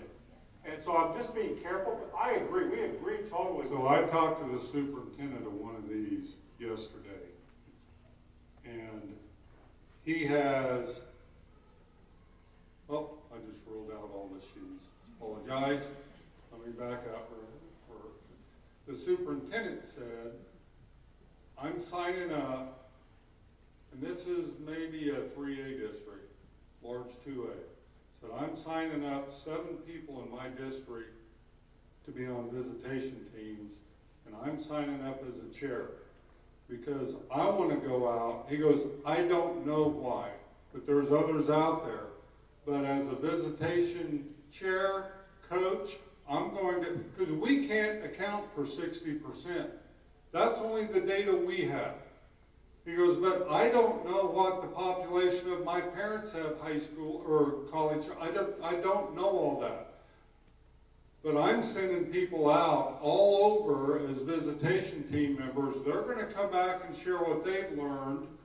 And we're going to have people, so as we move forward, our goal with the visitation team is we're learning all these things. And this is just post-secondary.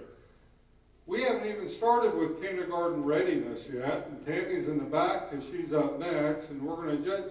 But again, this is informational, but through visitation teams, and you doing that regionally, learning from each other, going out. You don't need us in Topeka coming out and doing monitoring. So, yes, the visitation teams through their accreditation, where I think that's where we're going to figure things out moving forward. Because see this district right here? They have low risk factors. They're still outperforming on predicted value. See this district? They have tons of risk factors. See how much? Those are going to leave us clues over time. We certainly like to learn from them and know that. I'll leave you with this.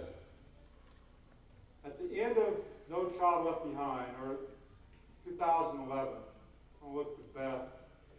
We were close to 90% proficient in reading and math. When we bet about the end of No Child as a state, No Child Left Behind. We're somewhere as a state right now, 20 to 30% below our aspirational goal. 70 to 75%. We're going to get there. It's going to take us some time. I know you'll hit whatever target we set. But let's do this in this way. Let's make sure we hit the target by focusing on the success of each student, not worried about what our score is. John Wooden used to say all the time, I just worry about getting better in practice and the score will take care of itself. You have to have a lot of confidence in your own leadership to do that. I understand that.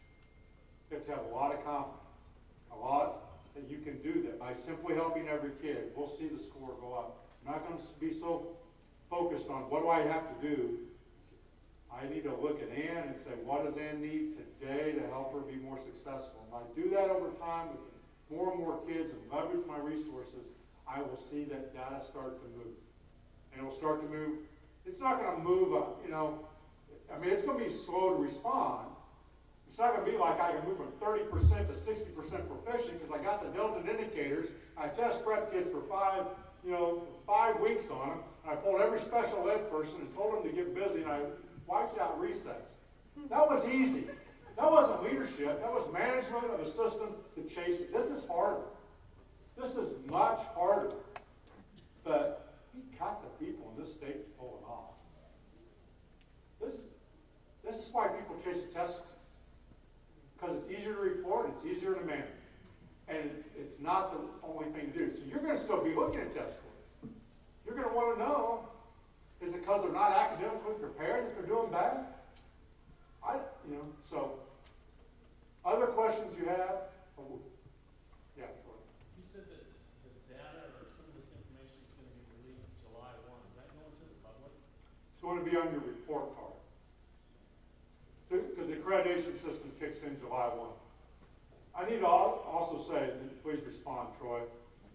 Across the street in the new school funding formula, I started this morning saying all these things are convergent. They have wanted to write in the formula, like, let's grade schools A to F. That was a behind-the-scenes proposal at one point. Let's rank order schools. And we've said to them, Do not do that. I had one senator still, I think if you walked in today, we'd still have the argument in a nice way. I want to just put third grade reading scores, and everyone that's not proficient, we ought to retain. That's the solution. And I said, Senator, I want every kid to read at grade level just like you do. Do not put that in policy. We want to do that. We want to do it out, but if we do it in policy, I know what you will do.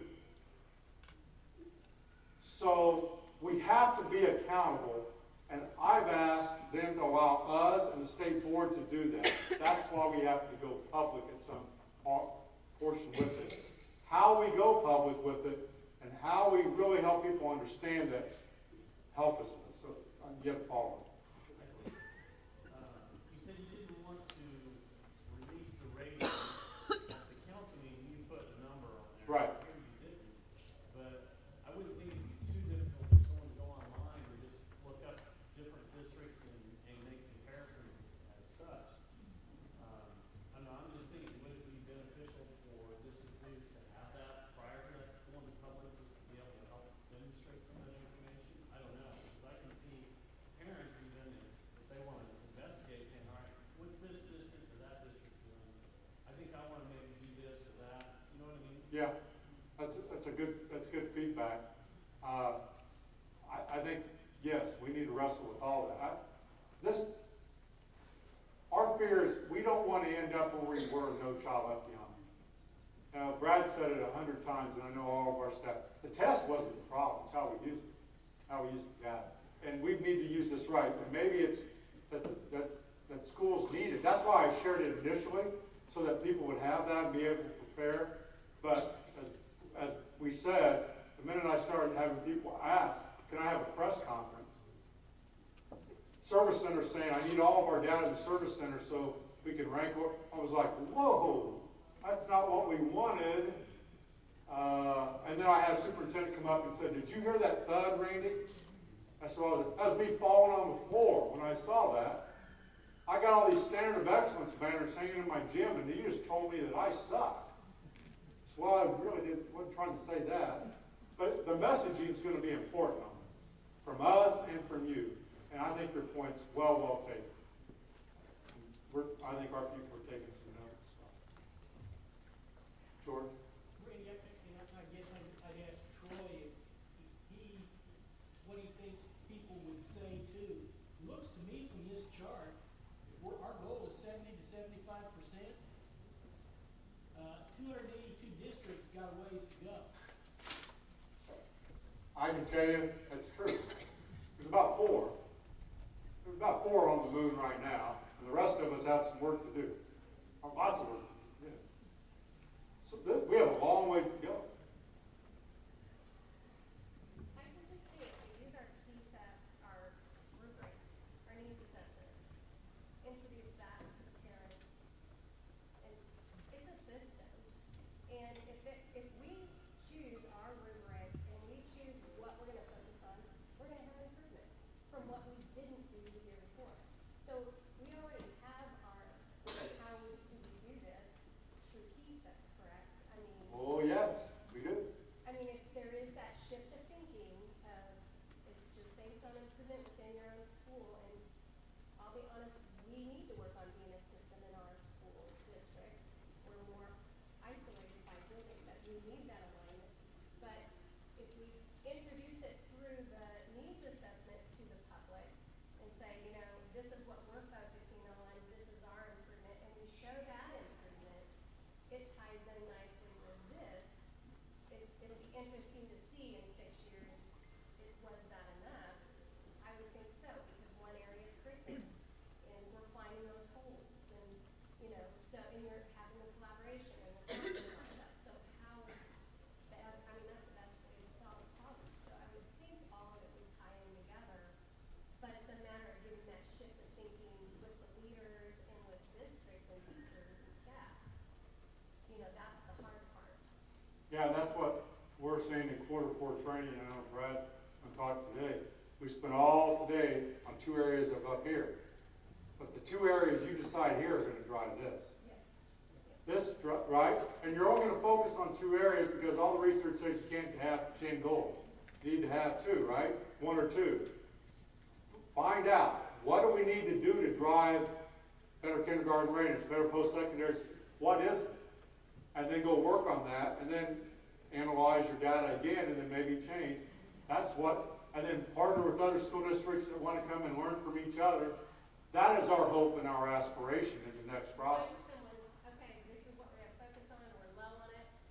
Who can I find to come in and help us from an OBT that can help give us guidance on how to improve in that area? Yes. I mean, that's how I see the OBT. Yes. So we want lots of people trained OBTs and chairs, because this may be the best professional development we do in the next 10 years will be through this process, when we're sharing with each other our best practices, and then we're watching, right, each year that this data is going up, and we're constantly looking at, you know, if you think about what I call the ladder, are we moving, right? And as you move, you constantly evaluate, this could really, really be good. But if all we want to do is hold a press conference and say, I'm number 14, what happens when you drop to 17? You got to have that press. I mean, good. The disconnect with college, we need to get in with, I feel like there are a lot of things there. I just don't, we need to be a system, educational system all the way through college. That's in order to really justify our data. I don't know if you know that. Well, they have the same goals that we do, so they're measuring themselves the same way we are. We have beaten them into submission. Okay, I have a suggestion. So we break. We sing happy birthday again, no. Thank you. All right, we will adjust the agenda accordingly, but the food is back there and you need a break. So let's see how quick we can eat, and then we're going to come back with Tammy on kindergarten readiness. I will work on Scott Myers when he gets here, and we're going to condense some things, but this was pretty important to spend some time on. And then at the end of the day with time, I will wrap up with this, and how Kiza going into next year is going to help us get to where we want to go. Okay? Hey, thanks everyone. Thank you, Randy. So, lunch is back there. Let's try to be ready to eat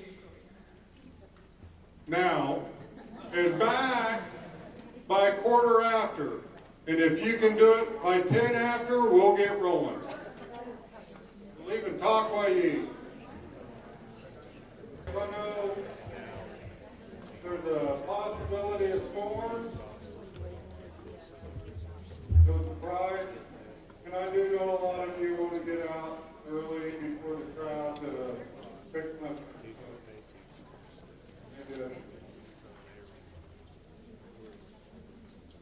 All right.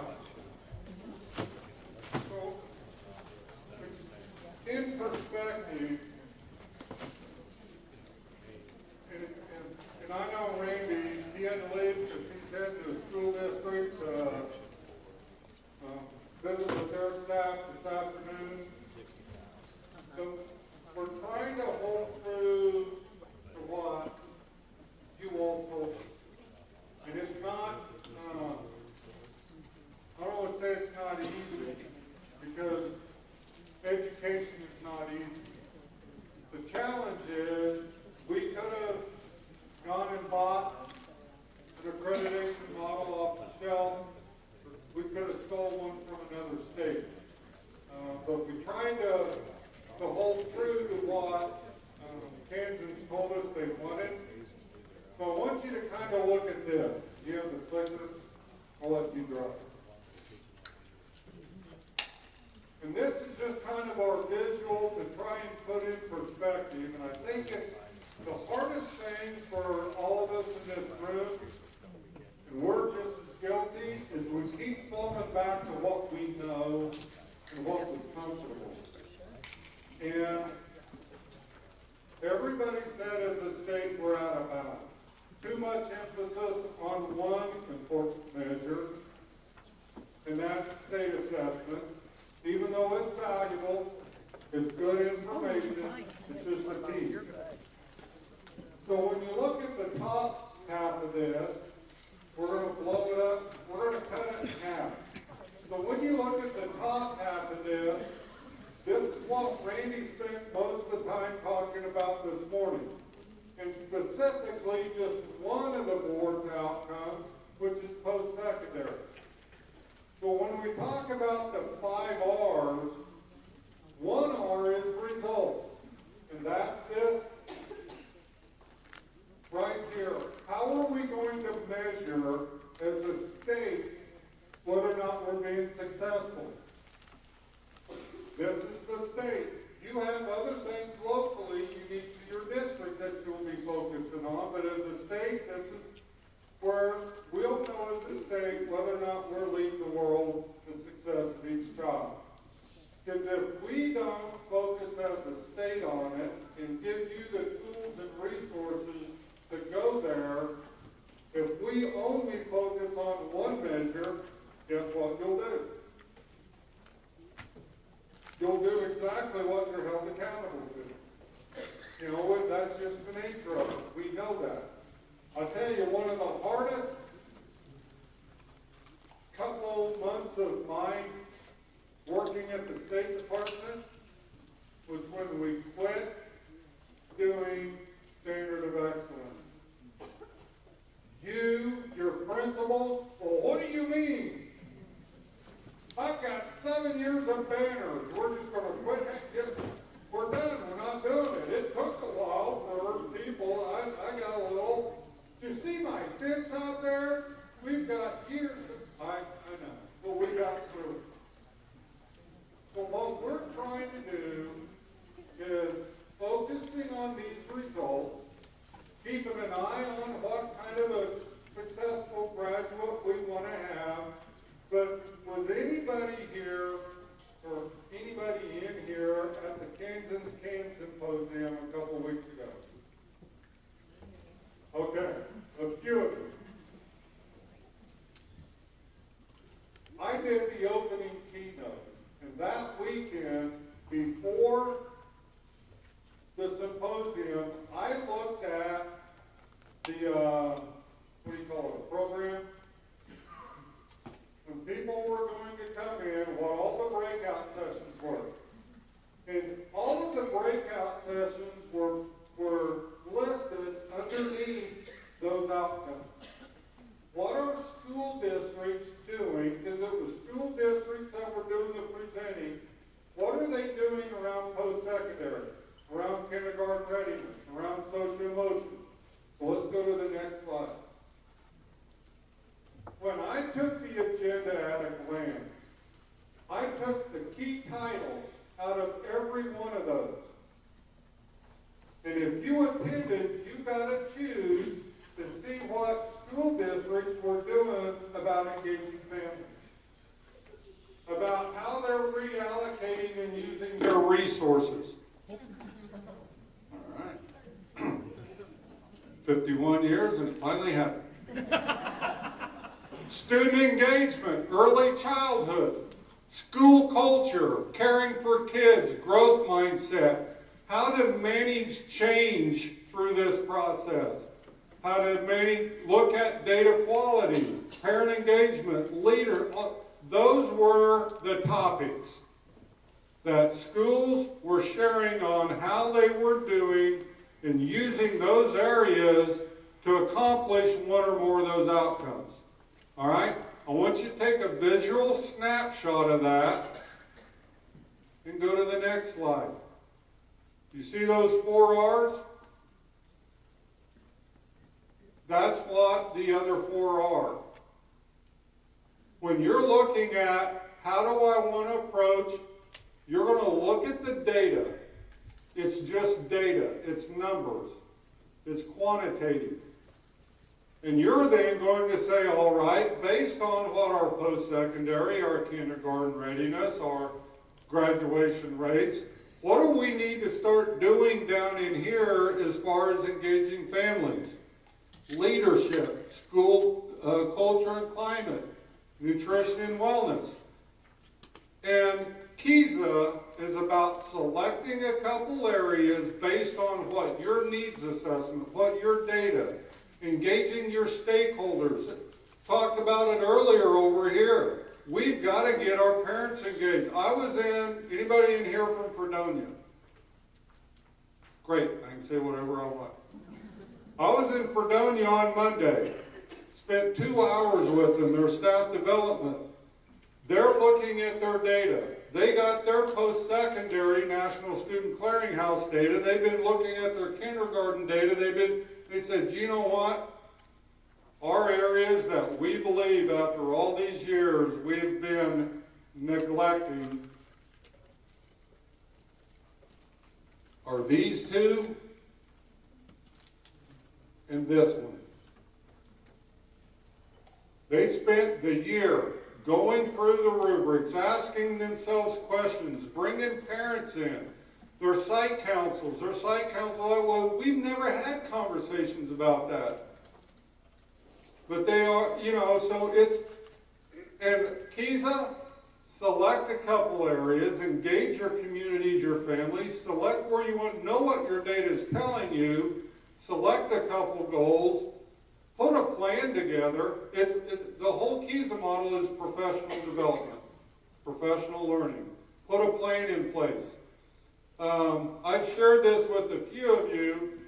About 3 weeks ago, Randy and I were in D.C., and I was in a room with about 50 of the other deputies across the United States. And I asked them the question, how are you holding schools accountable? Who in this room of states is looking at multiple measures? Oh, yeah, we all are, Well, a few of them still want to be #1 in the nation in NAEP,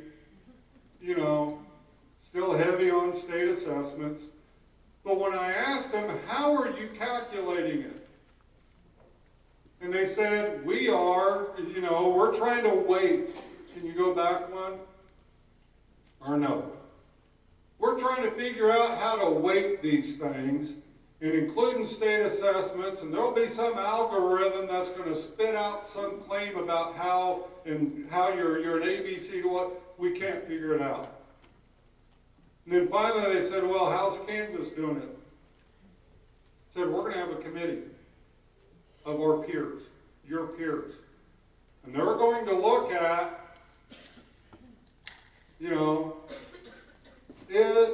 in Ellis, in Norton, Topeka Seaman, do you have a meaningful process in place? Have you really looked at your data? Have you engaged your stakeholders? Have you set a couple clear goals? Do you have a process in place? We have plenty of data to look at a state level, and it's going to be a committee of your peers say, you know what? I like what they're doing. They may not be blowing the lid off of it, but it's clear they know it, they're addressing it, and yet you're accredited. And they're like, really? You know my algorithm?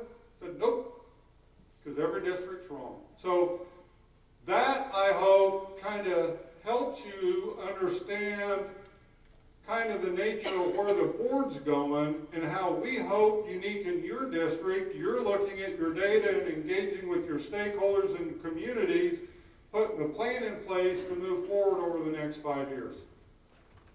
Did we get it right? 100%? You heard Randy, nothing's 100%. But accreditation is a state thing. We'll figure things out. We'll make adjustments. If you select next August that you're entering in year 2, and you have leadership change or something happens, you're like, geez, we should have done 1. Visit with your chair. Change it to a 1. We'll get there. So with that, that was my 20 minutes, and it's going to lead in to the one that Tammy's got circled in. They have an amazing band that's been traveling the state, and she's going to give you an update on kindergarten readiness and where we're at. And how much time do I have? Much time as you need. Where's Myers at? There you go, Myers, you got 10 minutes. Okay, so just a little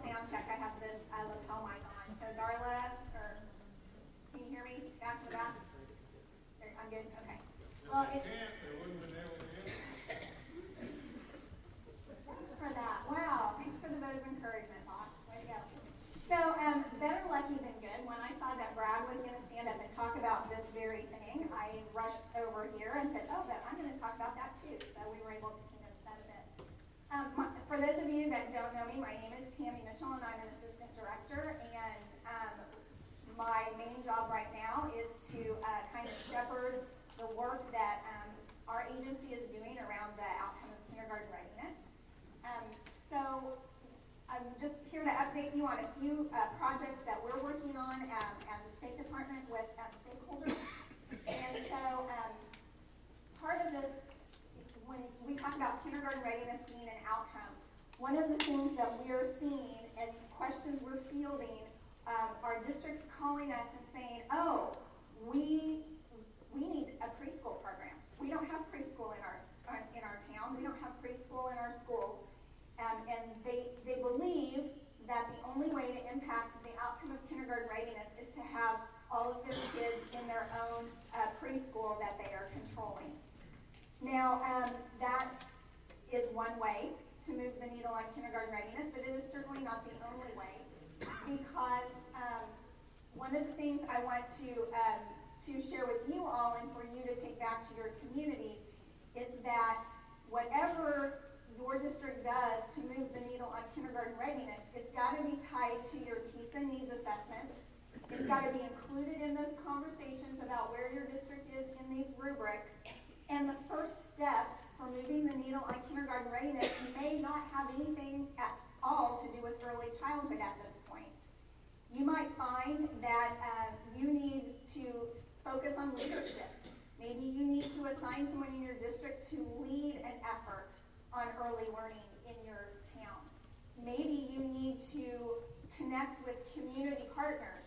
Perhaps you need to build relationships with those private preschools, faith-based preschools, area daycares, any place where your kiddos from birth till they come to kindergarten, wherever they're hanging out, it might be that building relationships and strengthening those areas is where your district could focus on initially. Eventually, yes, districts could be looking at early childhood, but there's a lot that has to be in place before districts are ready to start at ground zero with early childhood. Case in point, I fielded a call in November, and it was a district, and they wanted to start a preschool in January. And they had nothing.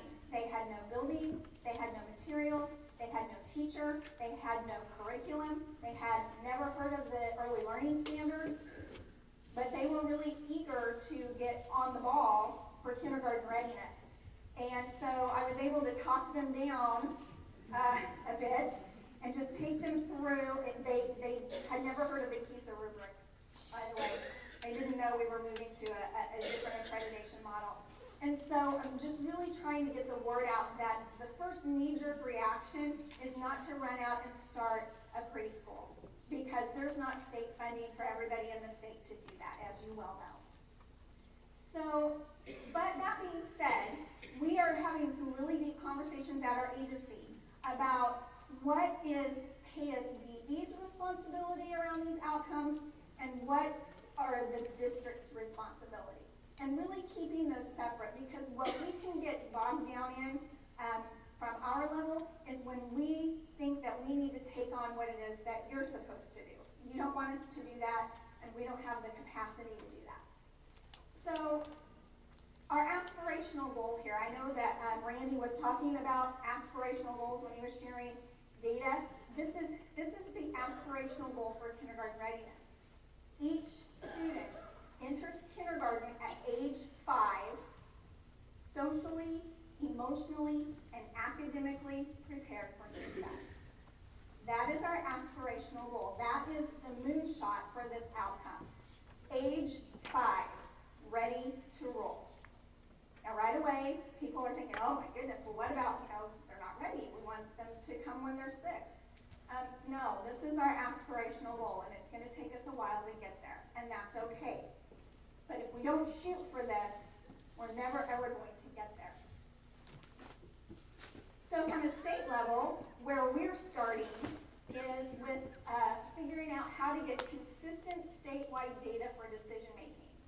So wave at me if you've heard that we have been piloting, or we piloted as a state, a kindergarten entry snapshot tool. Maybe you heard that it was called a screener. Maybe you heard exactly what it was that was piloted. That is our first step, is having consistent data. So I wanted to just share briefly, because everywhere I go, I know that George over here has heard all of this, or some of you have heard it over and over again, but I still go to places in our state where it's brand new information. So we have a kindergarten readiness work group. I call them my think tank. They were meeting today, which is why I came in late, because I got them started on another project while I came over here. And this is really the group that has been meeting for over a year, and they've vetted all kinds of kindergarten entry assessments, snapshots, screeners, whatever you want to call them. They researched it, they vetted it, and they chose something for our state to pilot. And you can see that we've got members from early childhood specialists from agencies around the state. We've got educators, we've got administrators, we've got higher ed involved. And this is the group that has really informed the work that we've been doing. And the questions that they started with were, first of all, what are districts currently using, right? Because, if the majority of districts had something really good in place, we thought that would be a great way to start.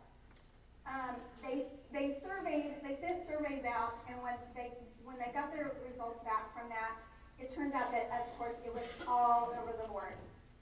Some people were using Ames Web right at kindergarten entry, which is not the way it's supposed to be used. Some were, making up their own checklists. Some districts that you would think would have, they have systems for everything else. They'd be like, well, this school over here does this, and this school does that, and we don't know what they do. There was absolutely nothing that was consistent to even start with. So then the group looked at what other states were using. And other states, Virginia, North Carolina, Washington, some of the others, they have really, really comprehensive kindergarten entry assessments. They're very time consuming. They require a ton of resources. They're very, very expensive. And this work group was like, no, we're not going to do that to kindergarten teachers. Local programs already are collecting data, and we know that in the first 2 weeks, 4 weeks of kindergarten, there's just no way that a teacher can pull a little person aside to do a lot of testing and expect the others to play nicely. It doesn't work. I taught kindergarten for over 10 years. You can't do that in the first couple of weeks of school. It takes a lot of resources to be able to do that. So we thought, well, do we want to build our own? No. We want to make sure that whatever our schools and districts use across our state, we want to make sure that it is reliable, that it's valid, that it has research behind it, and we're not going to make up our own Kansas checklist. It's just not going to do that. We're not going to do that. And so they talked about what information do they want to collect? What do we want to know at a state level? Because we know that, we need to know who's coming and they're ready and who's coming and they're not quite ready. And that's okay, because everybody's ready when they're 5, technically. But we wanted to know, just a snapshot. Who are these kiddos and where are they at when they come to kindergarten? We wanted it to include communication, language literacy, problem solving, motor skills, and social and emotional areas of development. And we knew that we could not gather valid and reliable data on these little people when they first come to kindergarten without having a large amount of parent or caregiver input. Okay? Absolutely essential, because you know that when you bring a little person to a classroom and they've been told their whole life not to talk to strangers, and then they meet with a stranger and a stranger's asking them a bunch of questions, how valid do you think those answers are going to be? They're little people. So we have to know what the parents know about the child, and not what a child can do with a checklist with a stranger in the very beginning of school. A kindergarten readiness snapshot is a hinge. It's not a gate, and we totally took out the word screener. So strike the word screener from your vocabulary for this purpose, because people could not get around the mental image of a screen that keeps something out and keeps something in. The purpose of this data on kindergarten entry is not to say, oh, you're not ready, so you don't get to come. That is not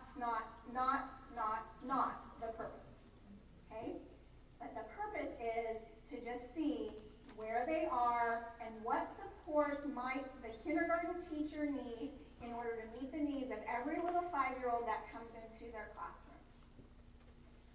And it should also give teachers and schools a really good idea of where parents are as far as understanding their own child, okay?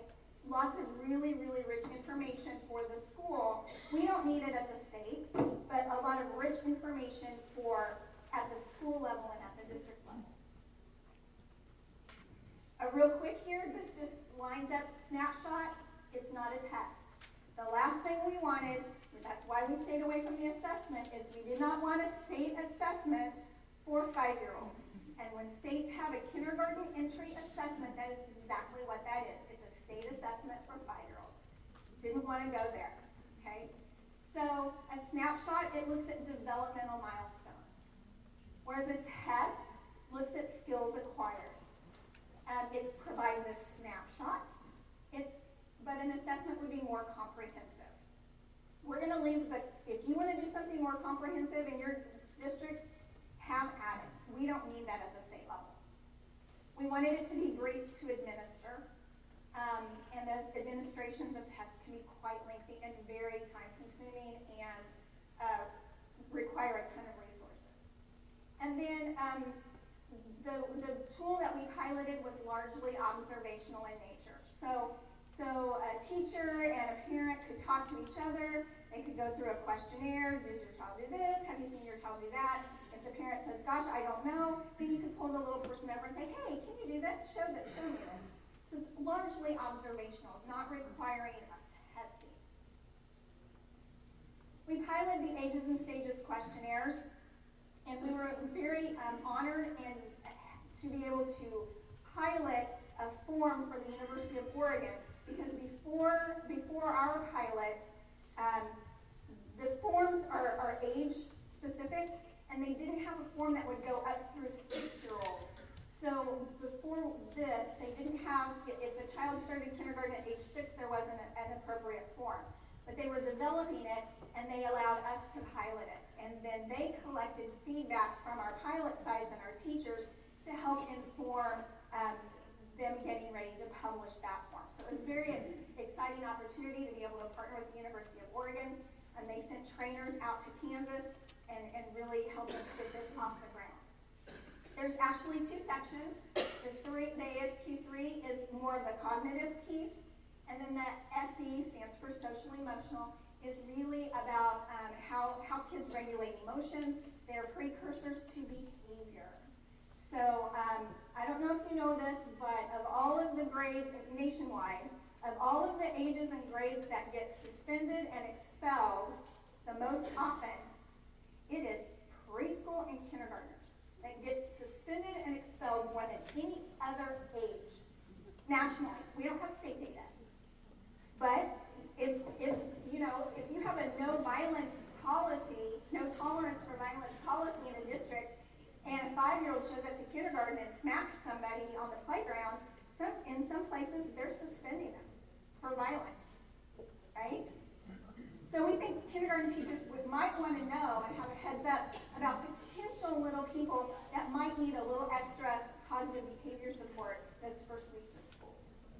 More information can be found at agesandstages.com. It is a valid and reliable instrument. It has over 20 years of research behind it, individual research, not research where the people that wrote it did their research, but the kind that you can really trust. So I'd encourage you to go there.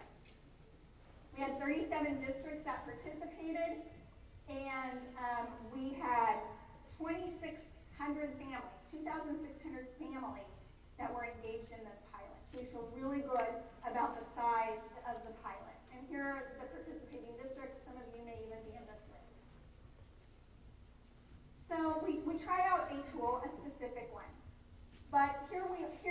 we're at on our timeline. And everything on this timeline has an asterisk beside it because it's to be determined. And I'll tell you why. If people are calling me and saying, can we count on this? Can we count on this? No. And here's why. We presented the results to our Board of Education in March, and just this week, they approved that KSDE could engage in a request for proposal process. So we tried out a specific instrument, but now we want to see, are there other vendors, are there other developmental tools that might meet our needs? Because we need to be good stewards of our state money, and we've got to find the best possible price and the best resources. So we're going to go through this RFP process. Every time I ask somebody, so how long does that take? I'm really not getting an answer. I know it has to be publicly posted for at least 30 days, and vendors then kind of compete for the business. So, but it has to be posted for 30 days. Then it goes through 2 different review processes. Yeah. So that's where it's at. Everything else, except for the endpoint, depends on how we can get through this RFP process and what vendor we select. Our target is a statewide data collection of every kindergarten student in the fall of 2018. 2018, not this coming fall. And somewhere in between there, we're going to select a vendor. We're going to negotiate contracts. We're working super, super hard to find funding so that we can provide it to districts and schools at no cost. People are like, how are we going to pay for it? Well, you know what? We're going to figure it out at no cost, or at least negotiate with a vendor to get the best possible price. Best possible. So even if you think you know what we're going to use, don't run out and buy anything, please, because we're going to negotiate that now. We would like to be able to order materials and get them shipped this summer and begin a trainer of trainers training. And then we're going to take 17, 18 to train. We're through this trainer of trainers. We want teachers to be very confident that they know exactly what the tool is, how to administer it, tools and tips on engaging families. We want to make sure they know how to set up the online pieces. We want to make sure that once they kind of figure all of that out and get that going, that they also have training on how to use the data appropriately locally. All right? Without the pressure of, oh my gosh, I've only got 4 weeks to do this. We want everyone to try it out, have the same opportunities that the pilot did, and just trying it out, without that pressure. But then fall of 2018, we're looking at having a data collection window of August 1 to September 30th, because we want that kindergarten entry data for statewide use. Now, people are like, well, if we have a tool, can we do it at Kindergarten Roundup in the fall? Well, what you do at Kindergarten Roundup in the fall is your local decision. But for this purpose, we need that kindergarten entry, beginning of kindergarten. What do they look like? They're already enrolled in kindergarten. They're in kindergarten. What does that look like? August 1 to September 30th. That way, districts and schools who wanted to do something before school starts, they would, or through enrollment or whatever, they could do it then. Other districts, and this is from feedback from our pilot sites, others thought that maybe after school had started would give them an opportunity to do that. So we're really listening to the feedback from the pilot districts, and and kind of looking at what they tried and what worked for them. So every year, around 37,000 kids show up to kindergarten in Kansas. 37,000. Okay? Yeah. Sometimes that keeps me up at night. We have a kindergarten readiness fact sheet that's updated. It's you go to the KSDE website and there's an index. Click K, go down to kindergarten readiness. A lot of information there about the pilot and the results. But this kindergarten readiness fact sheet is a one-pager, one front and back, that has this timeline. So feel free to download that. And time, where's the boss? one of you is the boss. Somebody's going to take responsibility here. Because I can short circuit this if you need to. Keep going. All right. Another project that we have going is that in June, we are going to be rolling out a Kansas guide to full day kindergarten. Now, better late than never. Most of you have had full day kindergarten for, almost 2 decades. I know that the district I came from, my classroom was the pilot site for full day kindergarten, and that was like 15 or 16 years ago.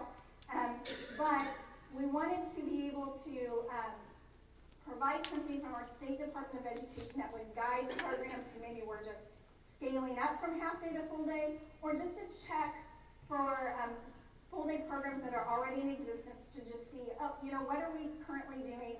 Are there some other ideas? This is not any kind of a mandate. It's not any kind of a regulation or anything like that. It's just we had a lot of help from the state of Washington. The Washington Department of Ed has, first of all, their Department of Education has like a ton of employees, so they can do all kinds of things and we're grateful that they share. They received a huge grant from the Bill and Melinda Gates Foundation and took 6 years to thoroughly research best practices, evidence-based practices in kindergarten and full-day kindergarten, and they made a very comprehensive guide to full-day kindergarten. And so when I was collaborating with them, I said, can you help us? This is what we're trying to do. And so they shared a ton of resources with us, and they said, have at it, just whenever you talk about it, mention our name. So we pulled together, Kansas is so exciting because, I put out this message so I learned that, maybe if you need a group of 30 people, you don't put it on every KSDE listserv. Because I really needed a work group of 30, and I ended up hosting a meeting of over 100 kindergarten teachers that wanted to be very, very involved with this work. So that was really, really exciting. We had a one-time meeting. We did a lot of processing. We kind of picked their brains. And then we took those participants and we looked at the board regions and we picked 2 or 3 from each board region to be part of this full-day kindergarten work group. And what was awesome about this group is it was mostly made of kindergarten teachers. And they were so thrilled to be involved in this, and in fact their feedback is, usually it's somebody else telling us what we need to do. If it's not the state, it's our administration. Everybody thinks they know the best things about kindergarten because they went to kindergarten, or they have a kindergartner, or their grandchild's in kindergarten. So we're super, super excited to be part of this work group. We had curriculum leaders, we had district level administrators too, but the whole group was facilitated and led by a kindergarten teacher. And they went through all of the resources that the state of Washington had provided. They checked a lot of other resources, and they provided our State Department with a draft of this document that we have since passed around through our education program consultants on the Career Standards and Assessments team to make sure that what they say in here about English language arts is what our agency needs it to say. Everyone, math, science, social studies, the arts, PE, everybody that has expertise has had input into this. So we're going to be able to roll that out in June.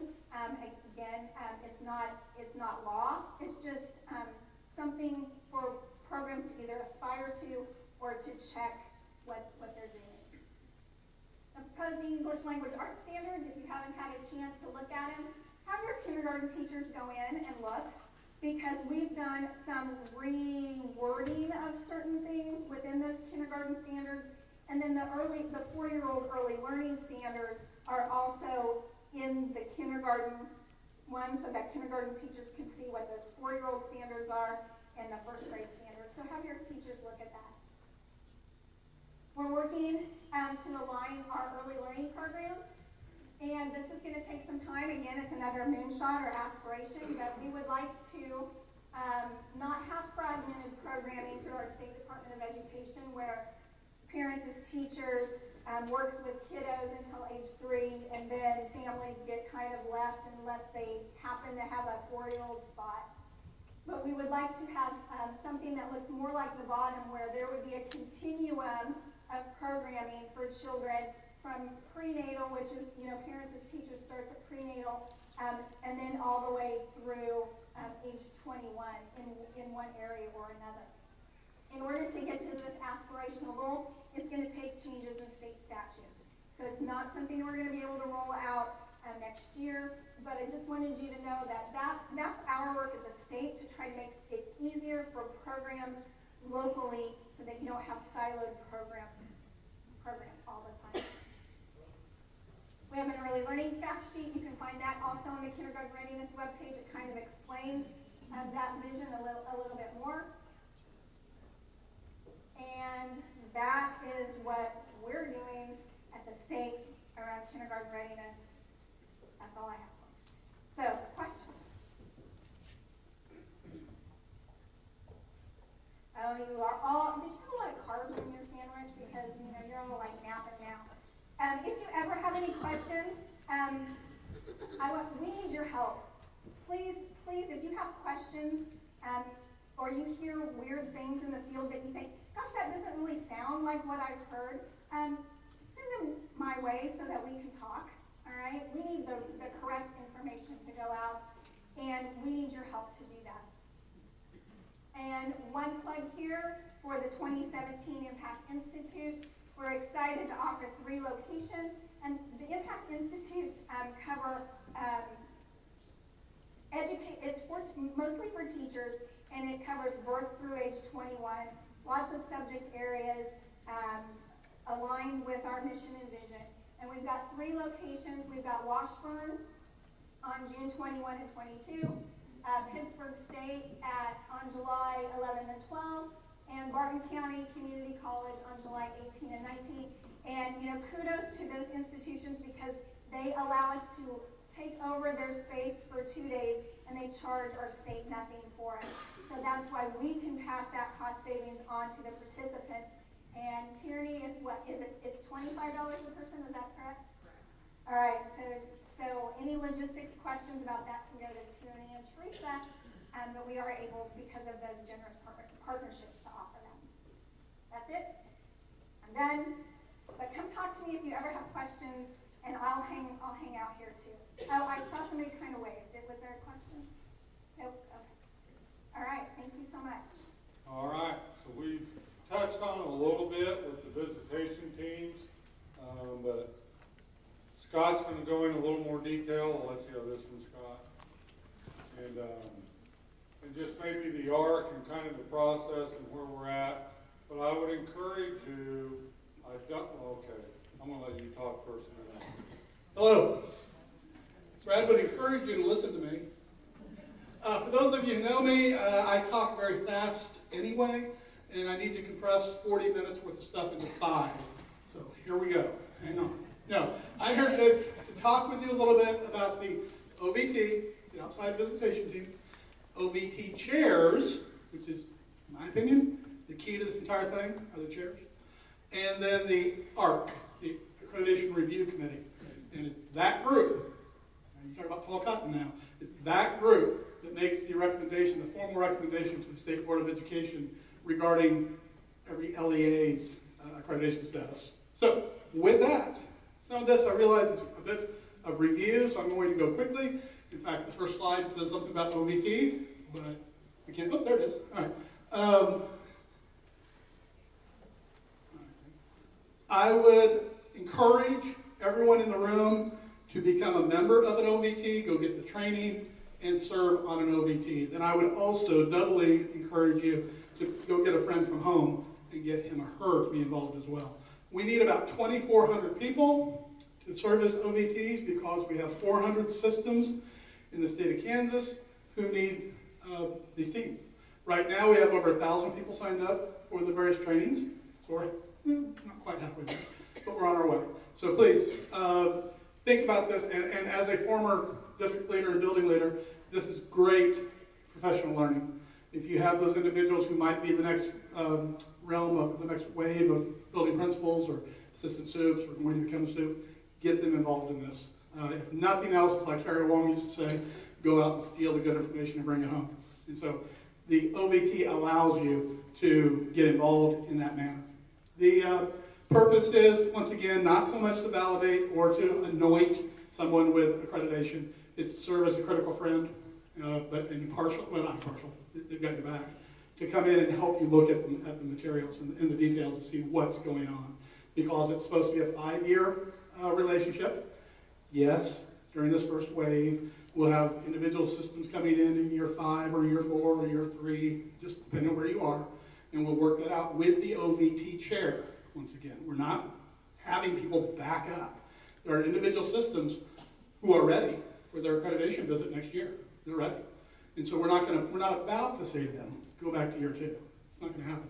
In fact, we need to have a staggered start. We need to have, I would love to have 20% per year. It's not going to happen first round. It's just not going to happen. But by the second round, possibly we'll get there. So there's training taking place, professional learning opportunities across the state with our friends at the service centers who are hosting these. I know that there's a spot on the website, or somewhere on the service center websites, registration forms. So if you've already, let's just do a little straw poll. Raise your hand if you've been to a training, please. Look at all those good early adopters. Go to another one and take somebody with you. If you've not been at the trainings themselves yet, please, there's still opportunities. Get on there and go learn how to function as on the OVT itself. And once again, the purpose of that is to go in and help systems with what they're doing. It's the R work, and it's also the results side. It's just good professional learning. The timeline, like I said, is they're doing this as we speak. The next wave, though, and I truly do believe this, as the leader goes, so goes the building, so goes the district, so goes the OVT. The chair training is pivotal. So we need, if there are 400 systems in the state of Kansas, and I really don't want people to serve on more than 2, we need minimally 200 chairs. And so who are the chairs? Chairs are people who would have gone to the training, the OVT training, and said, hey, this is me. I like this. This is what I do. I'm good at strategic planning. I just get excited. I'm an education nerd. I enjoy improvement efforts, and I see benefit for me at home on this, so I want the chair training. The chair training is being conducted, it's being created and conducted by the Kelly Group out of Kansas State University, Kansas Educational Leadership Institute. They've been in the business for a long time doing mentoring of superintendents. They just started doing special ed directors and principals. So a lot of the work of the chair, it's not so much of writing all the reports or whatnot, it's the herding of the cats. It's getting everybody working together on something. This is fashioned very closely on the higher ed version of accreditation that we do in the state of Kansas. It's on my team as well. They have teams that go out, they have chairs that go out, they do the reports and put them back in. So, does a person have to be an expert in every last piece of KISA in order to be a chair? No, you do not. You have to have the ability, the passion, the desire to be a leader. That's what it takes. I know many, many teachers, including my wife, who keep saying, I can't do this. I've never trained. I'm just a librarian. I say, honey, yes, you can. You can do this. You are already an informal leader in your building. You already know how to work with people. You know how to look at data. It's just a matter of helping people with their growth efforts. Because once again, this is not a gotcha by any means. We're just trying to get the systems to go from point A to point B, and that will take place over time, working closely with the teams. Yes, sir? What are the dates on the training for the OVT? They're not set yet, but we're in dialogue today. I know that Rick Dahl, he's the executive director at Kelly. I saw the email today with Bart Schwartz from Greenbush putting that together. It's coming soon. It's coming out soon. They will be published, I would hope, in the next 10 days. Before then, if we could. I assume there'll be more. It says training May, June, and you don't have to have your name in of your person until September 15th. So if you don't put your person until September 15th, training's already happened. So I think there'll be more. Oh, we will have to continue our trainings on this. Yeah, this will not be a one-shot deal. Yeah, you're not going to know who to even select as a chair until we get enough trained. And then we're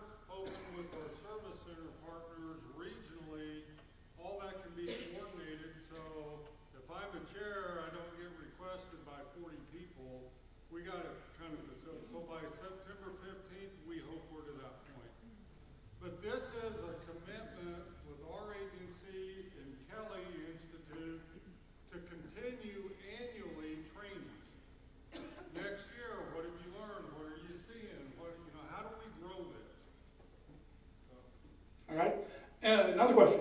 Sorry, is there any conversation about possibly moving the September 15th date back because of the trainings that have not been scheduled yet, and picking those two goal areas is putting some districts in some stress when they were just focused on the year zero? On the September 15th, you're not selecting goal areas. There's only like 4 things. Who are you? I'm USD. What year do you think you're entering? What year do you think you're entering? If you enter year 3, that means you already have goals selected. If you select year 1, so it's who you are, I'm a USD, I'm the superintendent, here's my information, here's the year I'm entering, and here's my chair. That's about You it. may not know that chair by the 15th. I think If you're a year 2, 3, you can keep answering a lot of, but in our quarterly training, I think we're in Clearwater on Monday, we walk through, I even show you what the questions you're going to be asked. And that's why you may not know the chair one by then. We hope to have it there by then, the chair. But at the start of the year, we at least need everybody logged in and tell us who they are and what year they think. And honestly, I think that's probably the key initial piece right there. Say, we are year 2, we are year 3. Because in order to do that, year 1, in order to do that, you have to go through a reflective process and look at your stuff. And so, remember, we're in 0 year. 0 year means learn about it. All right? Year 1 means, we're going to start doing the assessments. I would hope you have been doing it now, but you can do it next year and you're right on track. I mean, you'll be in group 5. That's what that means. My over-under on this, if I were a betting man, is about 70% of you will come in at year 5, or with group 5. That's what I believe. I think that some people are going to slow play it. I probably would have, probably. And then through the relationship with the OVT chair and the OVT, you'll say, we're really doing year 3 stuff. We've been doing all this work. And that's the beauty, once again, of the system is we can accelerate it and a little bit decelerate it. The only thing I ask you to do is don't accelerate years 4 and 5. After you get the plan in place, let it grow. The whole change theory thing, really change theory says 7 years, but we want this to go 5 years. So when you put into play your plans, whatever they may be, give it a chance. So don't just say we're from year 2, boom, all of a sudden we're year 4. Let it grow for a little bit. All right, so great questions. So that's the OVT. Training's already coming, and if nothing else when you walk out of here, Scott is highly suggesting that we get more people. And once again, truly, if nothing else, I truly believe part of your role as a leader is to build the leadership capacity of others. The more power you want, give away power. The more power you'll gain. And so build the leadership capacity of others, and it'll help you at home as well. So the $10 question always is, all right, we go through all this stuff. How do we get our accreditation status? How does that work? And once again, this is built on the higher ed model. There will be a group, that's the group, the Accreditation Review Committee, Council, sorry, will come together 4 times a year and look at the reports, not the recommendations, the reports from the various OVTs. And the chair helps put that all together and directs his or her team, and they all put it together, and they submit it to the ARC. The ARC then gets together, and I need people who lead with their hearts, and I need people who lead with their data brain, and a combination therein. And they'll come together and look at it and say, what are we seeing from this system? What's happening within their system? And is the needle growing? Is it going up? Is it not? I mean, sometimes it's harsh realities. And it's because there has to be some teeth in the dog here for it to make it real. Ultimately, after the Accreditation Review Council looks at all the data, there will be a process by which that group will then send on a formal recommendation to the State Board of Education. So make sure it's clear to you. It's not the OVT, it's not Scott Myers, it's not Brad Nonswander, it's the ARC. So if you want to be involved in this, Know what you're signing up for. And no, it's not going to be a cloistered little group where we hide under some hidden hotel to do these answers. I mean, it's going to have to be good, transparent work itself, where good deliberations will take place, and look at USD whatever, and gather all the data, all the reports, and say, you know what, from what we see, the needle's going from here to here, we think that group should receive full accreditation status. There are 3 possibilities out of this, though. There could be, it's not going to work now. All right, I'm just going to talk it. Accredited, conditionally accredited, and not accredited are the 3 options that come out of the artwork itself. Once again, though, we are Kansas, so we're going to help and work with people. If, let's say, the information comes to the ARC, and it's not as stellar as it should be, it's wanting. Let's say it's missing something, missing a lot of stuff. I can't make the thing go forward, but there's a thing called an A, F as in Frank, I, AFI. Area for Improvement is what it stands for. So if the ARC comes along and they look at the report and they say, ooh, boy, there really is nothing happening within their plan. So they say, you know what, that's an area for improvement. That needs to be addressed. You will have an option at home. So the ARC, what the ARC will do, we'll facilitate this. The ARC will then send a message to the superintendent or the designee and say, you got a choice, Sue. You got a choice. We can take this forward to the state board and say conditionally accredited or not accredited, or while it's on sale, you might want to go back and address these items. So it's an upfront due process sort of approach to this.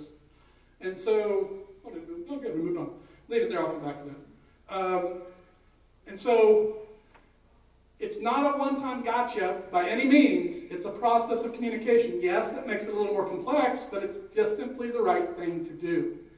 So the report goes to Annie. Annie looks at it and says, yeah, I'm good, I don't care.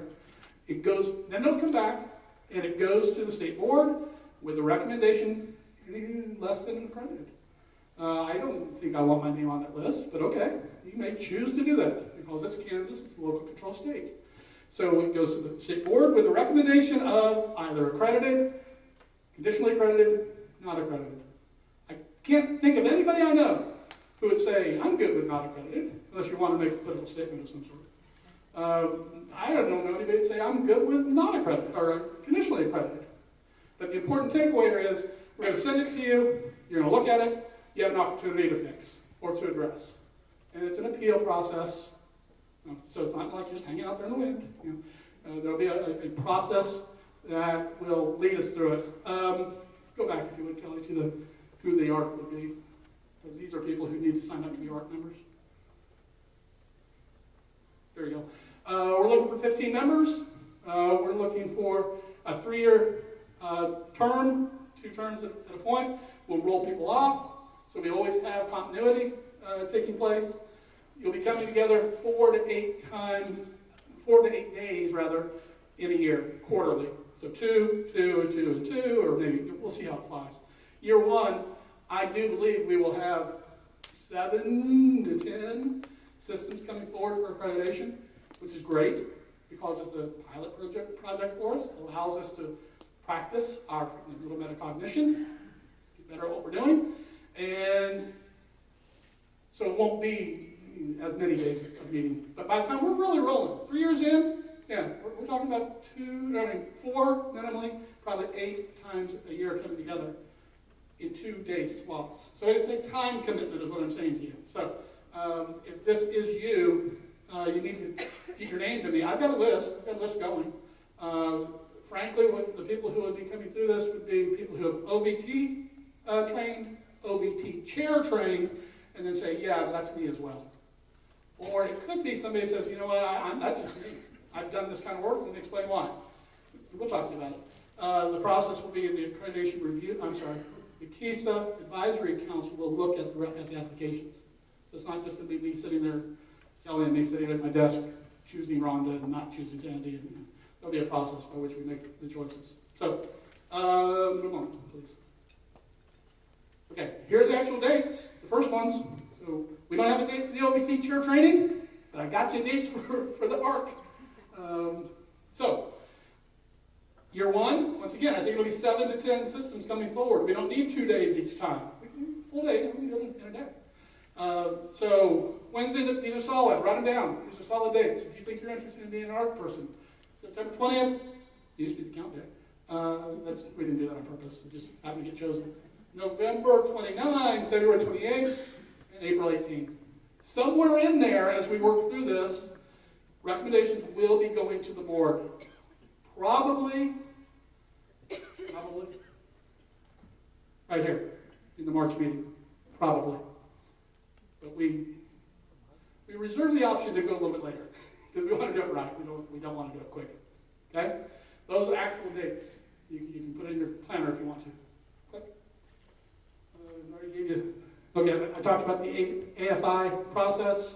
Once again, it's not just once in and too bad. Sorry, Chris, you didn't do it right. We get an opportunity to go back and rework it.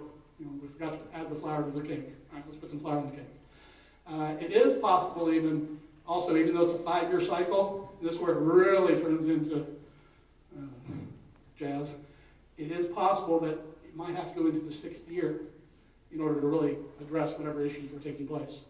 And then the algorithm, or the charts, the flow charts of how the different systems come through really get complicated. But we're going to work that out because we're going to have this slow rollout. Right? We don't need 400 systems stepping in and saying, we're all in year 2. We don't need that. We need a slow acclimation. Thanks. Go ahead. There you go. All right. 2 big takeaways, please.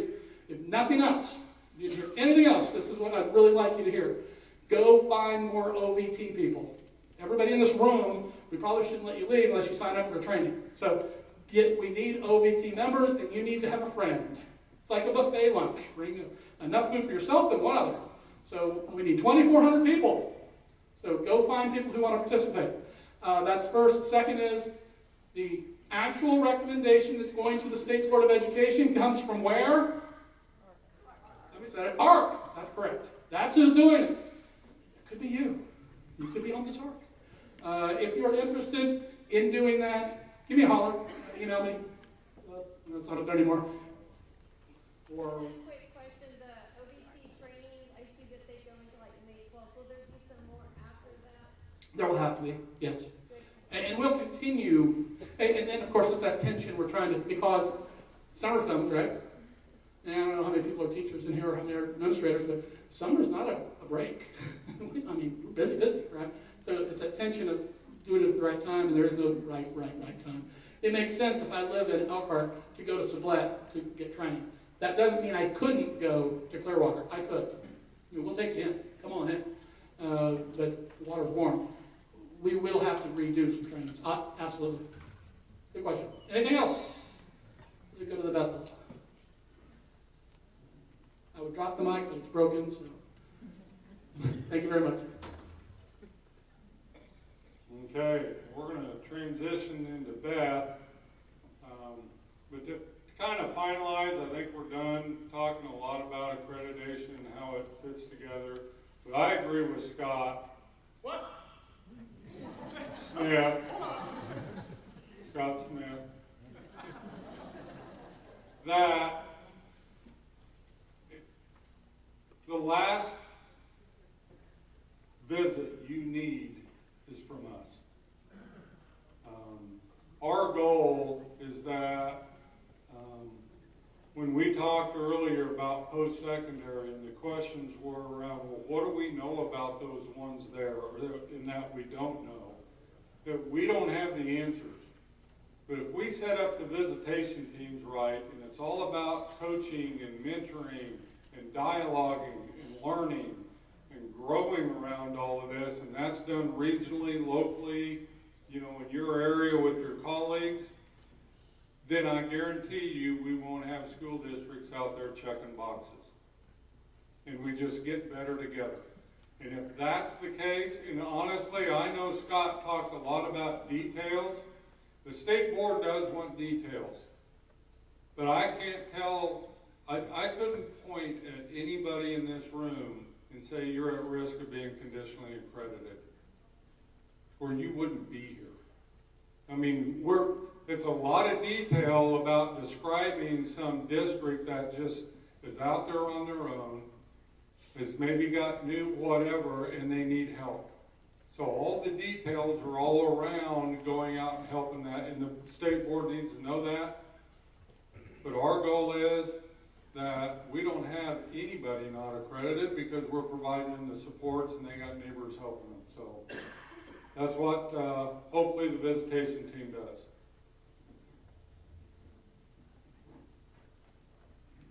So, and I think we've achieved success over the past year where we announced we were shrinking the footprint, and how I used to lead every curriculum leaders conversation with assessments. Now I'm clear at the end almost. Just have a couple other people following me today.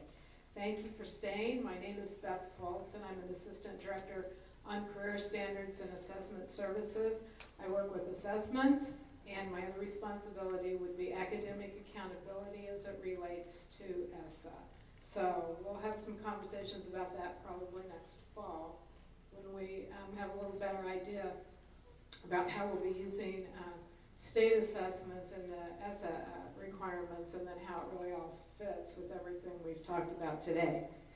I also have Lee Jones here. He's the one that answers all of your phone calls almost at the agency if you call. And then we have partners with us today from CETE. Mary Matthews, some of you might remember her when she worked in Olathe, and a new member over at CETE, which is Chris Kazi. So we thank them for being here, and if there are any questions you have when we finish today, Lee and I will be around to answer those for you. I want to start with the summative assessment that's going on this year. Right now, the window closes next Friday. Yes, we're all excited about that, and there is no plan as of today or next week to extend the window.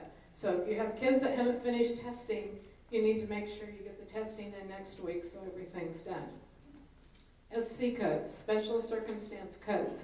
It's critical. We had to move the timeline up for you this year that all that information get entered. If you have not entered your SC codes, or you don't know if your test coordinators have entered the SC codes, you need to check with them and then either talk with Lee today before you leave, or make sure he gets an email from you so we can work with you individually, because score reports cannot be sent out until all the SC codes are processed.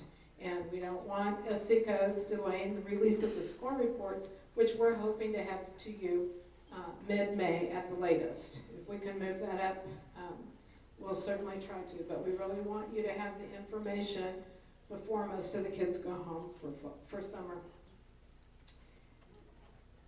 Reporting mid-May, except for science. So we won't be able to get the science score reports to you this year because we haven't set cut scores yet.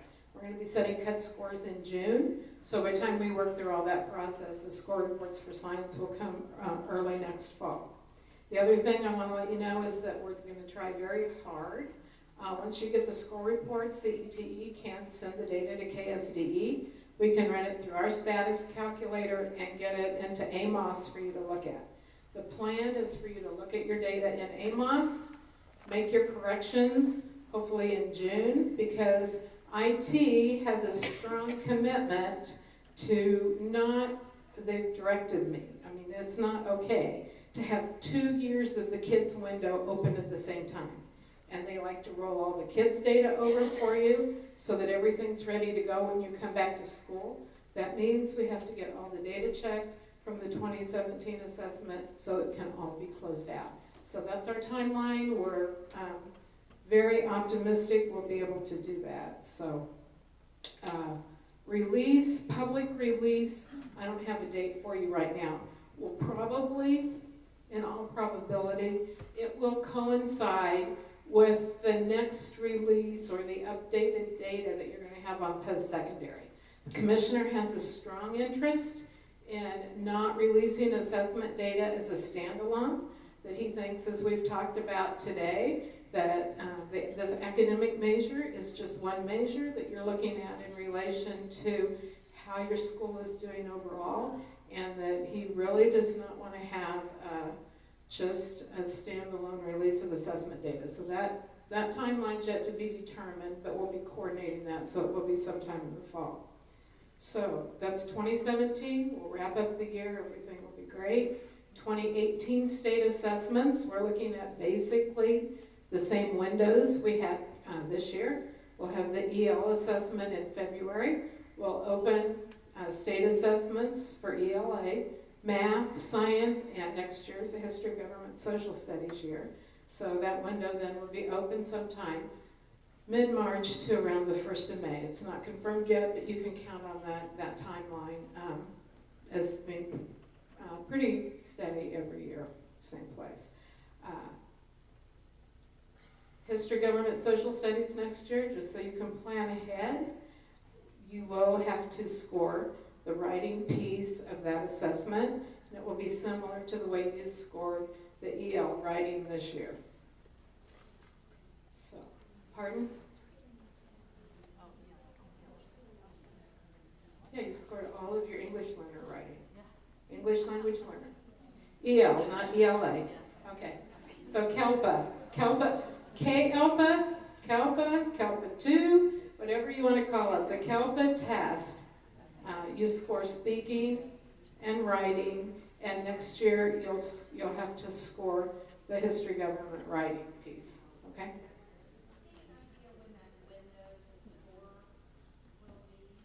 No, we haven't worked out all those dates. I mean, one of the reasons we were giving the CALPA test in February was so that all the scoring could take place, so we could get the results back. But this is local scoring, so we're working out all the details. It's not the scoring that you did with the MDPT where you scored somebody else's. It's all going to be local scoring, okay? So I'll come back to you in the fall when we've had the summer to really firm up the details on that and let you know. Next thing I want to talk to you about then for 2018 would be the interims. I do apologize to those of you that were using the interims this year and we had to cut those off abruptly. Our intention when we went into the interim work this year was to really leave it open the whole testing window, and because of a glitch that we had, it was decided that it would be best to just take those down for the rest of the year. So we know that you were using them for instructional purposes, not for practice testing on the summative assessment. So those of you that had planned to use it, we apologize. We had just put up some new interim testlets. Unfortunately, we won't have the data from those that we had hoped that would have helped with the predictive. But next year, there will be 2 types of interim assessments available to you. The one that you were using this year, which is for the instructional purpose, where you go in and you select the standards that you've been working on, and you have the assessment items that you can build your own testlets. The other one will be predictive. There'll be 3 different windows for the predictive. They'll be pretty narrow, but everyone will have an opportunity to administer the predictive assessment to their students if they want to. It'll be totally optional. Anyone that has any district that sends up task records for the interim assessment, the students will already be populated for the predictive portion if you want to use it. So we think that'll be helpful. You don't have to do a special upload for that. There will be immediate results with the interim, but the display of the immediate result will be your choice. So the educator will get to choose whether they want the students to see their results right away, or if the educator wants to have the results and share them themselves. So that's exciting because you've all asked for quicker feedback, and so they're going to be able to provide that for us.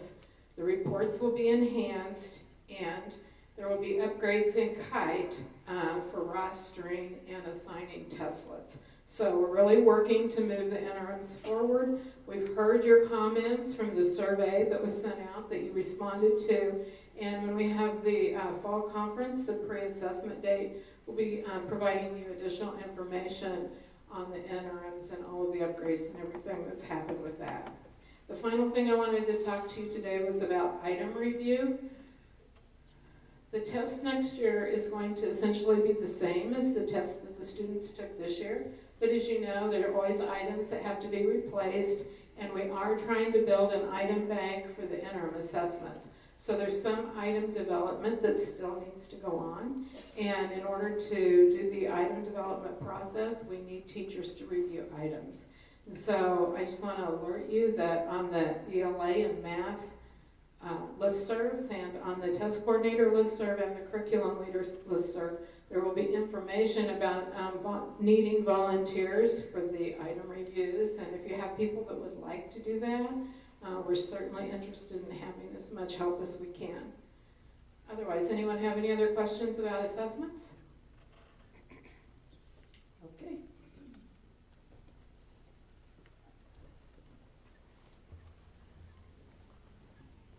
Thank you, Beth, and thanks everybody for sticking with us. We're close to the finish, so you can get home safely.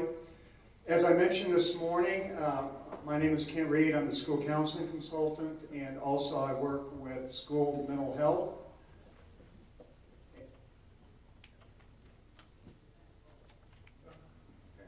And social emotional character development. And what we want to talk about today real quickly is measuring SECD, and just go over the basics, point you to some resources, as well as how to integrate that with the 5 R's.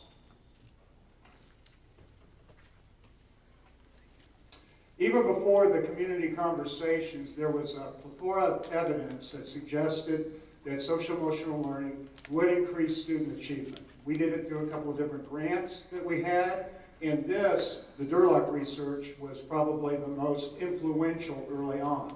And what it says, it was a meta-analysis of about 250,000 kids.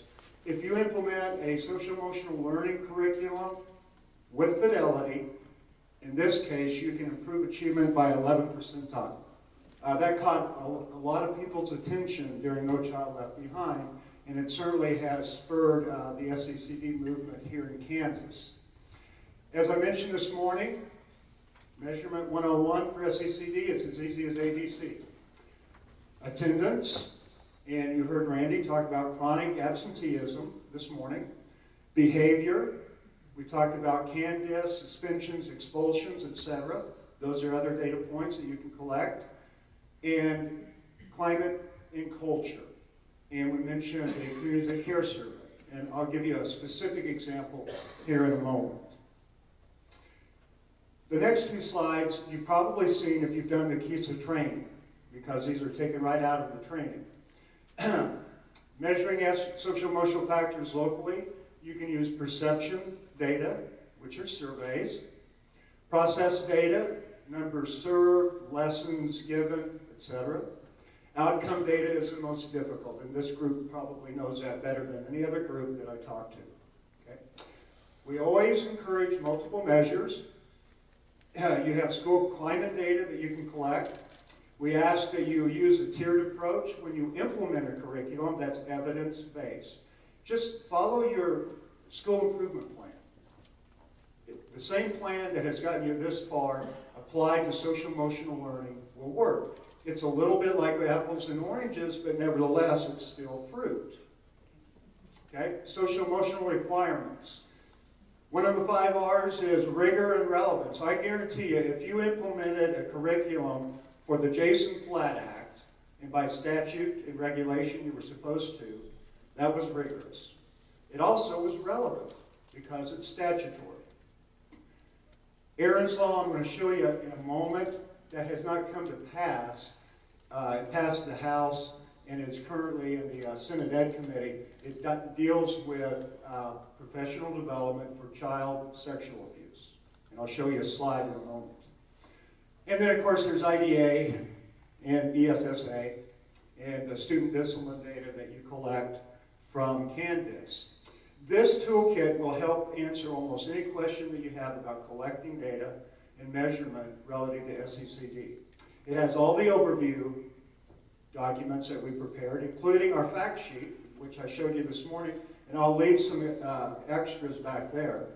We also asked the Communities that Care survey people from Greenbush to send us some information that we could put in there, and there's some excellent examples of how that data is worked and collected.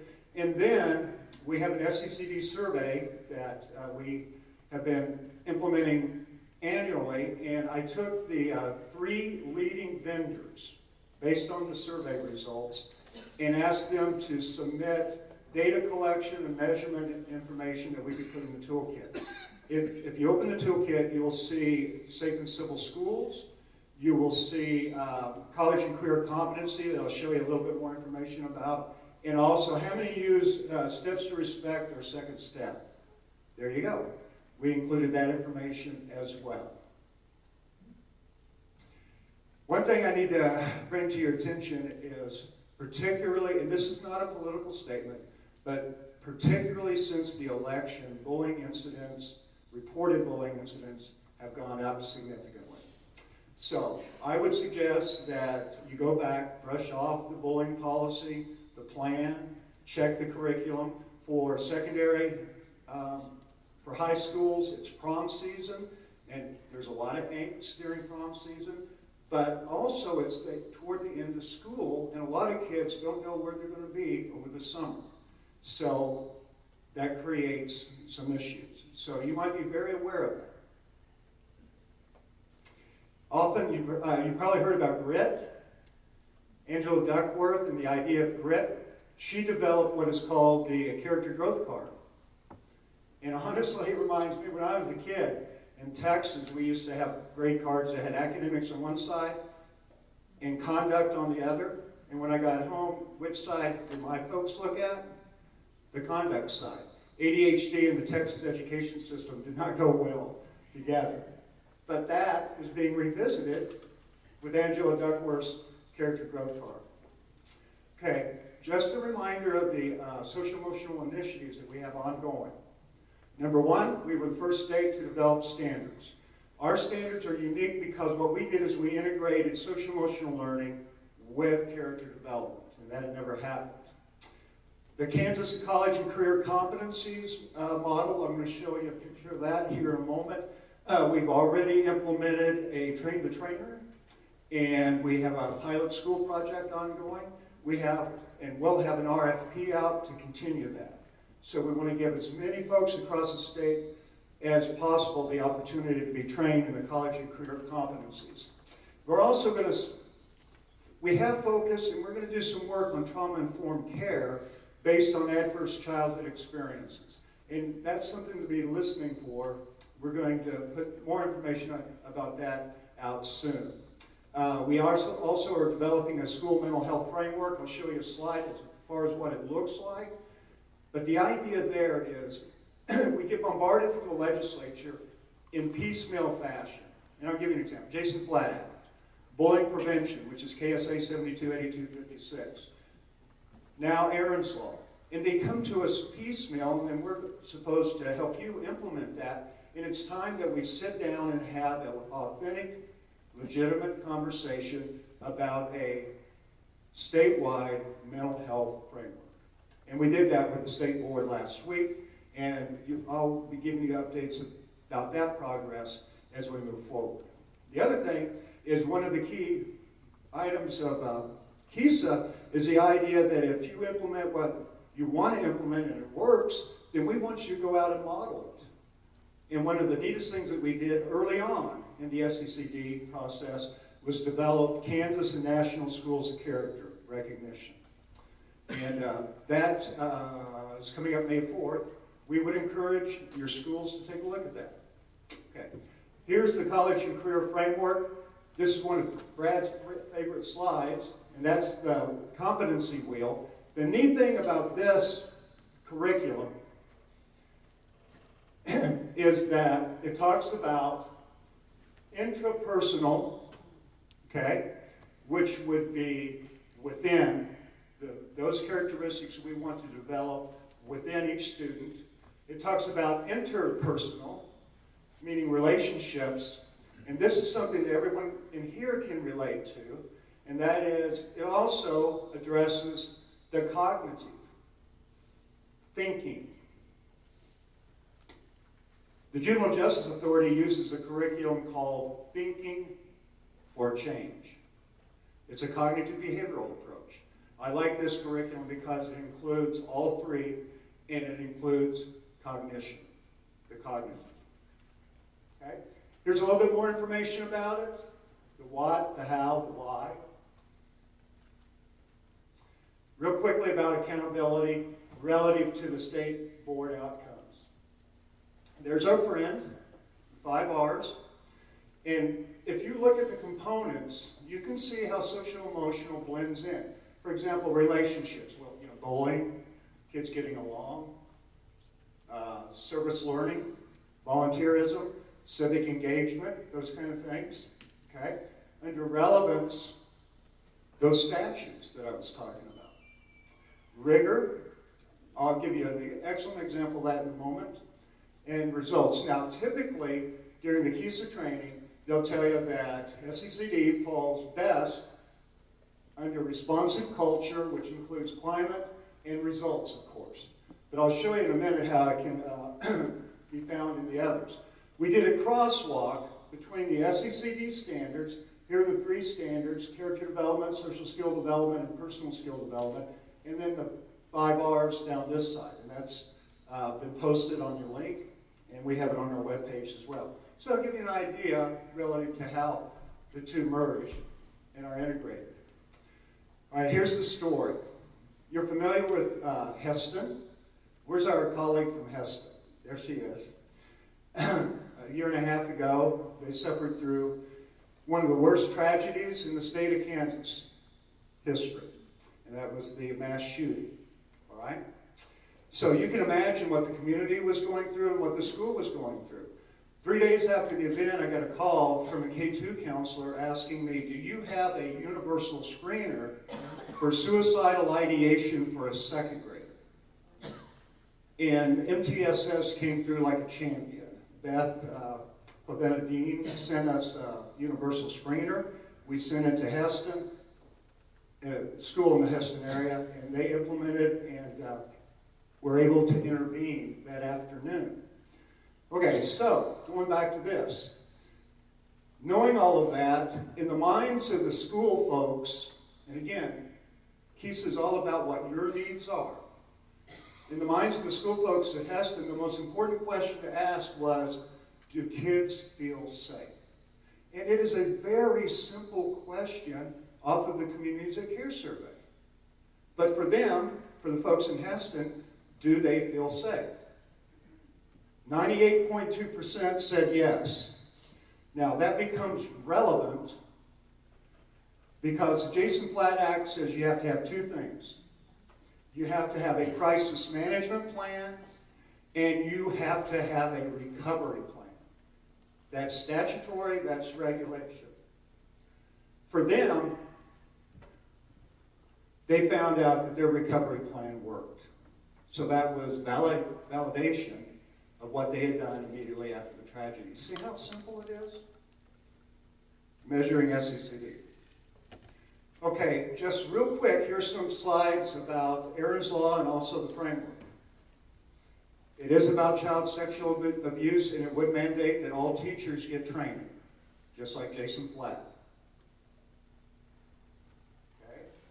Here's a picture of the framework, and you'll notice some things that should make you feel comfortable. Number 1, it's a pyramid of intervention. We deal with pyramids all the time, so that's a comfort zone. Secondly, what do you do for all, what do you do for some, and what do you do for a few? And then the legs of the triangle represent the vision in the community conversations. Because especially with mental health, we can't do it alone. We have to have the support of families, and we have to have the support of community. If you want more information and resources, go to our webpage, subject index, and look for the S, and go to school counseling or social emotional character development.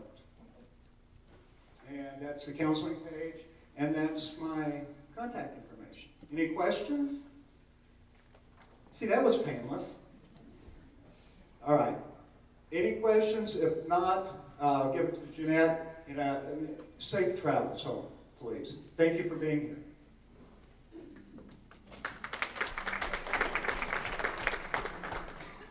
Good afternoon, I'm Don Gibbard, a social studies consultant. I'm here to talk to you a little bit about civic engagement. We're going to push out the Civic Advocacy Network Award Program next fall. So sometime between now and then, you probably need to start designated individuals in your buildings to begin looking at the civic engagement kinds of things that you already currently do. So the whole model is based on 6 proven practices. So the first one is, are you providing excellent instruction in history, government, law, and democracy? Do you have, as a regular practice, moderated discussions in your schools about current events, things that are important to the kids?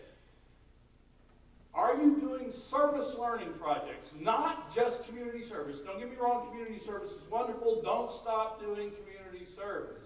But are you tying what the kids are doing in the community to learning that's going on in the classroom and vice versa? Okay?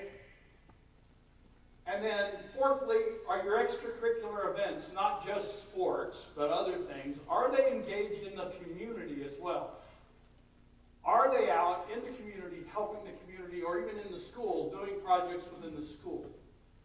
Active, sophisticated, empowered student government. Many of us have student governments that are just doing dancing, right? They have no impact on how the school is run, administered, and students don't have a voice. So that would be the 5th one. And then the 6th one, opportunities for students to actually practice democratic kinds of things, okay? Now, I've been doing trainings all over the state for 3 hours in length. I have 3 minutes, so next slide. Okay, so what can you do now? In August, we're going to push out all these rubrics. We're going to push out all these examples. We're going to push out all this stuff, okay? Don't let it overwhelm you because you have the whole year to begin these processes. But you can begin by doing staff professional learning around civic engagement. Schedule some time for your teachers to actually figure out how we're going to do civic engagement. Reach out to community partners. You have lots of people in your neighborhood already doing stuff. Partner up with people who are already doing cool things and have your kids join them. Okay? Encourage student organizations, sponsors to start looking for opportunities to actually engage in the community. It's pretty easy if you start looking. And then review policies about the role of student voice. And are your kids actually on advisory groups? And are they actually being listened to? Do they have an impact? Do the kids feel like they have any kind of efficacy in the way their school is being run? Because it's one thing to put them on a committee, but if nothing ever happens, it doesn't really mean anything. And then lastly, and probably the most significantly, begin to create a climate of civic engagement in your school. Civic engagement begins at the elementary school, and it goes all the way through. It has to be modeled by adults. It may be one of the most difficult things that we have to do in our schools is actually get teacher buy-in that the kids aren't the ones that are actually doing the service, but we're all doing the service. So that'll be a challenge. So next spring, we are going to select exemplary schools, exemplary high schools, exemplary middle schools, and exemplary elementary schools. And then we're creating what's called the Civic Advocacy Network. So those schools will be brought to Topeka. We'll recognize them on Constitution Day of 2018. We'll have a big party, and then we're going to send them out. They can't join the network. They can't get the award again for 3 years. What they're going to be tasked to do is, if they want to stay in the network, they have to share what they've done and what they're doing with other schools. And one of the big marks, one of the big badges that they'll get is if one of the schools that they're helping gets in. Then all right, that's cool. And that's what we're really trying to do, is elevate civic engagement across the whole state, not just across a few really high-achieving schools. And the whole idea behind civic engagement is that kids are civically engaged when they leave school. Not have the skills to do it, but actually be civically engaged when they leave school. So that support system is already there, that engagement is already there, and they want to continue to serve when they leave the building. Okay? Questions? If you want me to come out and train, there's only one of me right now, but I'm working on getting some more trained. I would be happy to do that. So contact me, dgifford@ksde.org. KSDE.org. Okay? Who's next? Jeanette? So I'm going to share with you a little bit of what I don't have on slides right now.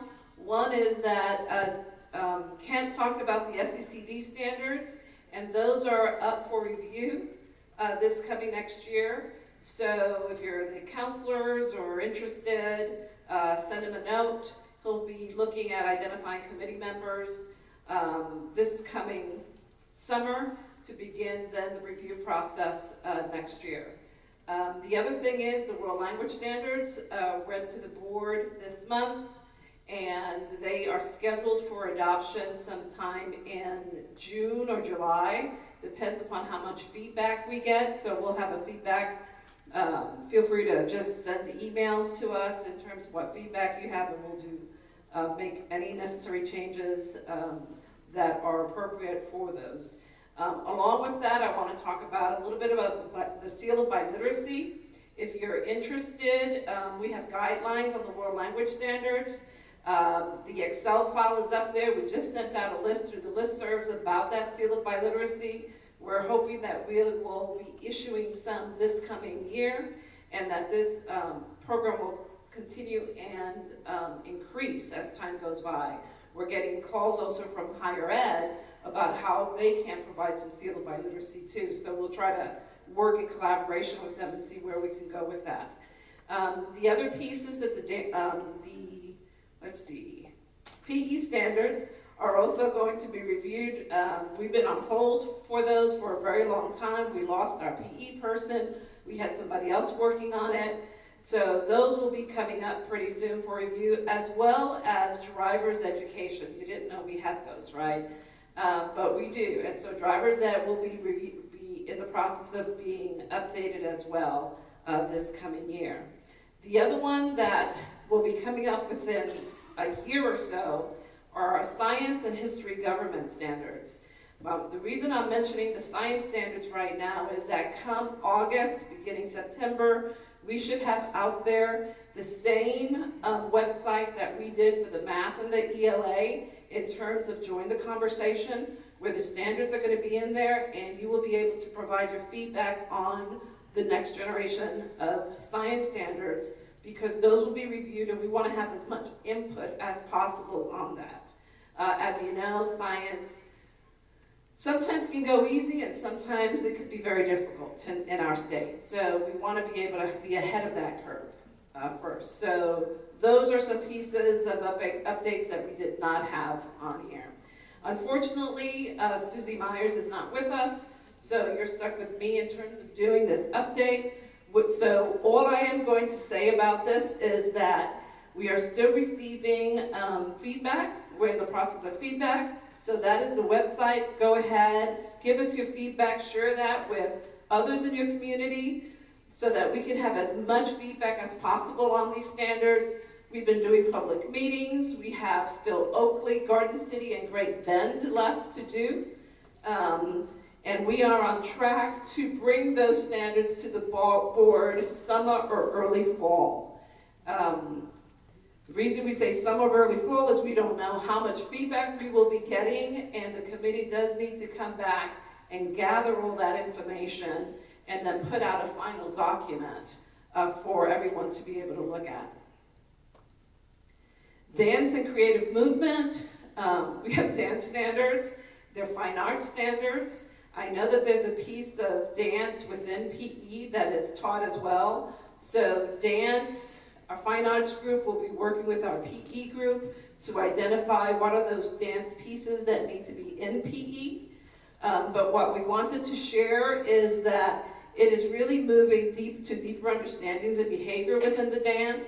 And so when the committee came together, these were their considerations. It was about how do they align the KSDE standards, the state standards, and the national standards, being able to develop additional resources for schools in Kansas that they can use, and more importantly, how do we integrate this across curricular? So those were some pieces. The framework is fixed on 4 areas: creating, performing, responding, and connecting. And all all of those have some process components that many of you in curriculum are very familiar with. So enduring understandings, essential questions, performance standards, and anchor standards. Then we have our math update. And so that you don't get bored listening to me all the time, we do have our math consultant here, so I'm going to leave Melissa to update you on this. I won't be talking too long. Originally, she was going to cover this. But so Susie and I are doing the same process for, she does ELA and I'm doing the mathematics. We're a little bit in a different spot. We've already had our stuff sent out for review and public feedback.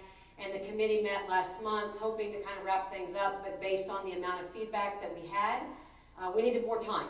And so actually next week, they're going to meet for 2 more days to finalize addressing all of the feedback that we received from you all and many others across the state. We did 6 town hall meetings in February and March. About 80 people ended up showing up total for those across the state. We did the online feedback survey and had about 330 responses, and you can see the breakdown there of who sort of responded. It's not surprising that the bulk were the teachers, but we did have some other folks as well sort of provide some feedback on there. We're going to meet, actually it says meet in March because I gave this to Jeanette before we had our meeting, but we're going to meet next week for 2 days, hoping to wrap up all of the feedback from the committee, make any final changes and stuff. We're hoping to be able to present to the board this summer for adoption. June or July, and the reason it's June or July is it just depends on how long it takes us to get all of that stuff sort of put together. We want to make sure that it's in the highest quality before we give it to them. Assuming that they adopt in the summer, then we'll be moving on to the implementation process in the fall, and we'll share out a bunch of information about what that will look like to you guys at a later date. She's giving me the honors. I'm sorry, I just wanted to make mention that these standards, although they are adopted this year by the board, we're taking a year of implementation and professional learning on them. So really schools won't, we don't expect implementation in schools until 2018. Yeah, we're sort of referring to this next school year as the 0 year. It'll be the year that you'll look over the standards. The committee is creating documents, so I don't want you running out to your districts and trying to reinvent the wheel. We are going to create a document that will list out what exactly changed. So, you know, you have your current 2010 standards. We will show you exactly what changed. Even if it was just a word, we're going to show you exactly what changed so you can walk through and look exactly at what, you know, changes had taken place. So please don't give more work to yourself. The committee's creating that. All of the other resources that we have out there will be updated too. The flip books, the resources that we have for evaluating curriculum resources that are out there. I can't think of all of them because I wasn't expecting to be talking. So we're going to be updating a lot. So before you, as a district, do some big project, you might shoot me an email and say, hey, is the committee planning on making this? Because I might be able to save you time. That doesn't mean I'll create everything, but hopefully we can get some stuff going. So that's where we're at. The feedback was great. So far what we've heard is a lot of positive things from the field in terms of the changes that we're making. So hopefully we'll get those going out this summer. So any questions for me before I give it back to Jeanette? Because I just had 2 slides. All right, great. Oh, we're done. So I guess I get to say have a great week. No, I'm going to give it to Brad. So anyway, have a great weekend, and here's Brad.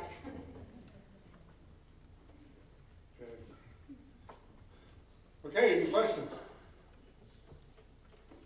Well, that was a lot today. I appreciate you coming. I would say, you know, from our perspective, Randy and I, we spend a lot of windshield time together. Probably the easiest thing was saying what we wanted. And it was amazing how over 2,000 Kansans, 27 locations, how consistently you all agreed on what it is that we wanted. The hard thing is designing that and moving that direction when we've been accustomed to working a certain way for so long. But I do appreciate your input, you calling me. Don't ever hesitate to call. The best way, just email me. Most likely, I'm just gonna pick up the phone and call you, because it's easier than emailing back. Because we wanna hear what your thoughts are. We don't know if we're getting everything right, but we think, based on a lot of input, everything we do, we bring groups in. We are in the process of writing regulations for KSDE. We brought a group in, and we are going to be they'll be about a quarter of the size as the old ones, the old QPA regs. I don't think you need us telling you what the 21 credits are to graduate. It'll just say they need to meet whatever the board sets, but what the board, so we brought a committee in and really tried to give you some flexibility. I think the biggest challenge I get is around issuing credit. And that, we're going to have to really address that at some point and say, how can we keep rigor? How can we keep validity in that? But then when a kid can demonstrate that they have it, how can we give them credit and it's of value? And I think that is one of our biggest challenges moving forward, and we're going to need your help. But with everything else, we really want you to focus on different data sets to really judge whether or not your kids have what they need to be successful. And some of it's academic, but a lot of it is non-academic. So, questions for me before you leave? Well, I will end with, I'm not a betting man. I don't go to the casinos. And only the 3 times in my life I did. Once I got up to about $20, $25 on the slot machine, I cashed out. I was like, I'm not spending any more. But I'm betting by the time this group meets again, we're going to be very pleased with the funding formula and what we're doing next year around moving forward. The reason I base that is because it's the first time first time in the last 8 years, the legislature has actually asked Randy and Dale what their opinion is. The last several years, we weren't even invited over. But they are having conversations with Dale and Randy, and Randy's being honest. Don't do that. Not from Topeka. Let the board do it. But I think you're going to see some good money around all-day kindergarten and early childhood. A couple million a year for 4-year-old at risk for the next 5 years. If that works out, we could fund every kid in 4-year-old at risk. It's just parents as teachers. There's recommendations. If you got $700 to $800 million over the next few years, we could start doing some things that we had to unravel. So I think the next time we meet, you're going to be pleased. And again, I know I'm the glass full, but that's the direction that I see. And I think there's the votes in Topeka based on your help to get it done. So I'm very optimistic with it. It's a mess. Yes, right now it's watching them make sausage. It's not pretty, but I think we're going to enjoy it. I think you're going to like what you see when it comes out because the votes are there. You put some strong advocates here in Topeka, and they have the votes to get it done. So I'm encouraged with that. I want everybody to have a great summer, get some rest. I know you still got the whirlwind to the end of the year, but we're excited to be on this journey with you. I don't know if we have everything right. Odds are we don't, but let us know. Give us your input. There are many of you in here that are not shy about telling me what you think, and I appreciate that because we don't have all the answers. But I appreciate the partnerships with the service centers that are helping us get this done out there because we can't do it all from Topeka, but I think it's got to be done the closest it's done at home, the better it's going to be. I also want to thank Nick The gentleman standing back there that's been filming all these years, this will be posted. I want to remind you that every other Wednesday we do a lunchtime hot topics. Just try to run through some of these things. Nick records them and they're posted. So if you want some more detailed information on what Randy shared, the last two lunchtime hot topics, we went through those, they're recorded.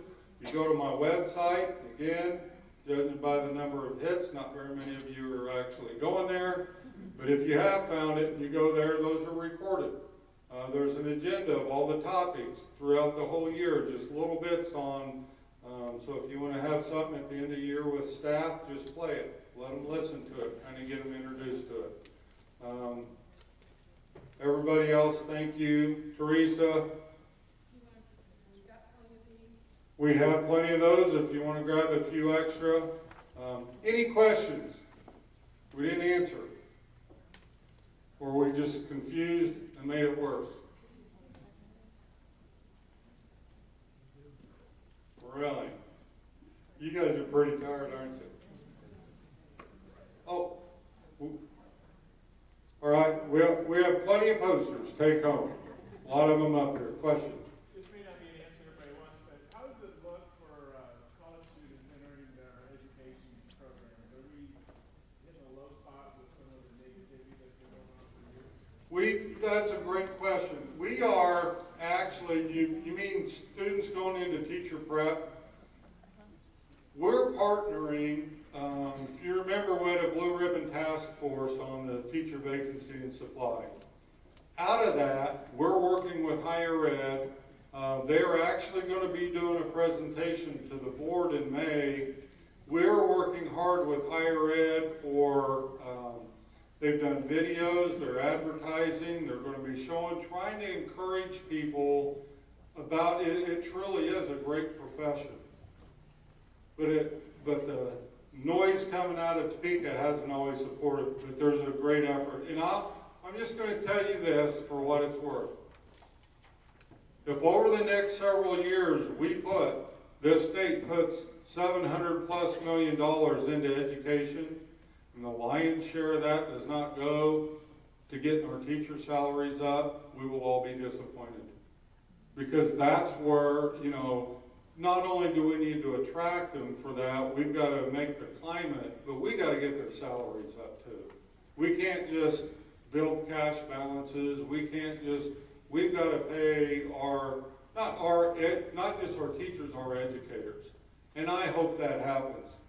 Because I know in a lot of districts they haven't had raises, and it's everywhere. But if we get that, we've got to do everything we can to support and get more into the pipeline. So there is a very aggressive movement with us in higher ed on trying to move that forward. So you'll be seeing commercials being run about education, and that came from that vacancy supply committee. Anything else? Have a safe drive home and keep in touch. Try to come to the quarterly meetings Randy and I are doing. You'll hear some of this again. But sometimes we need to. George?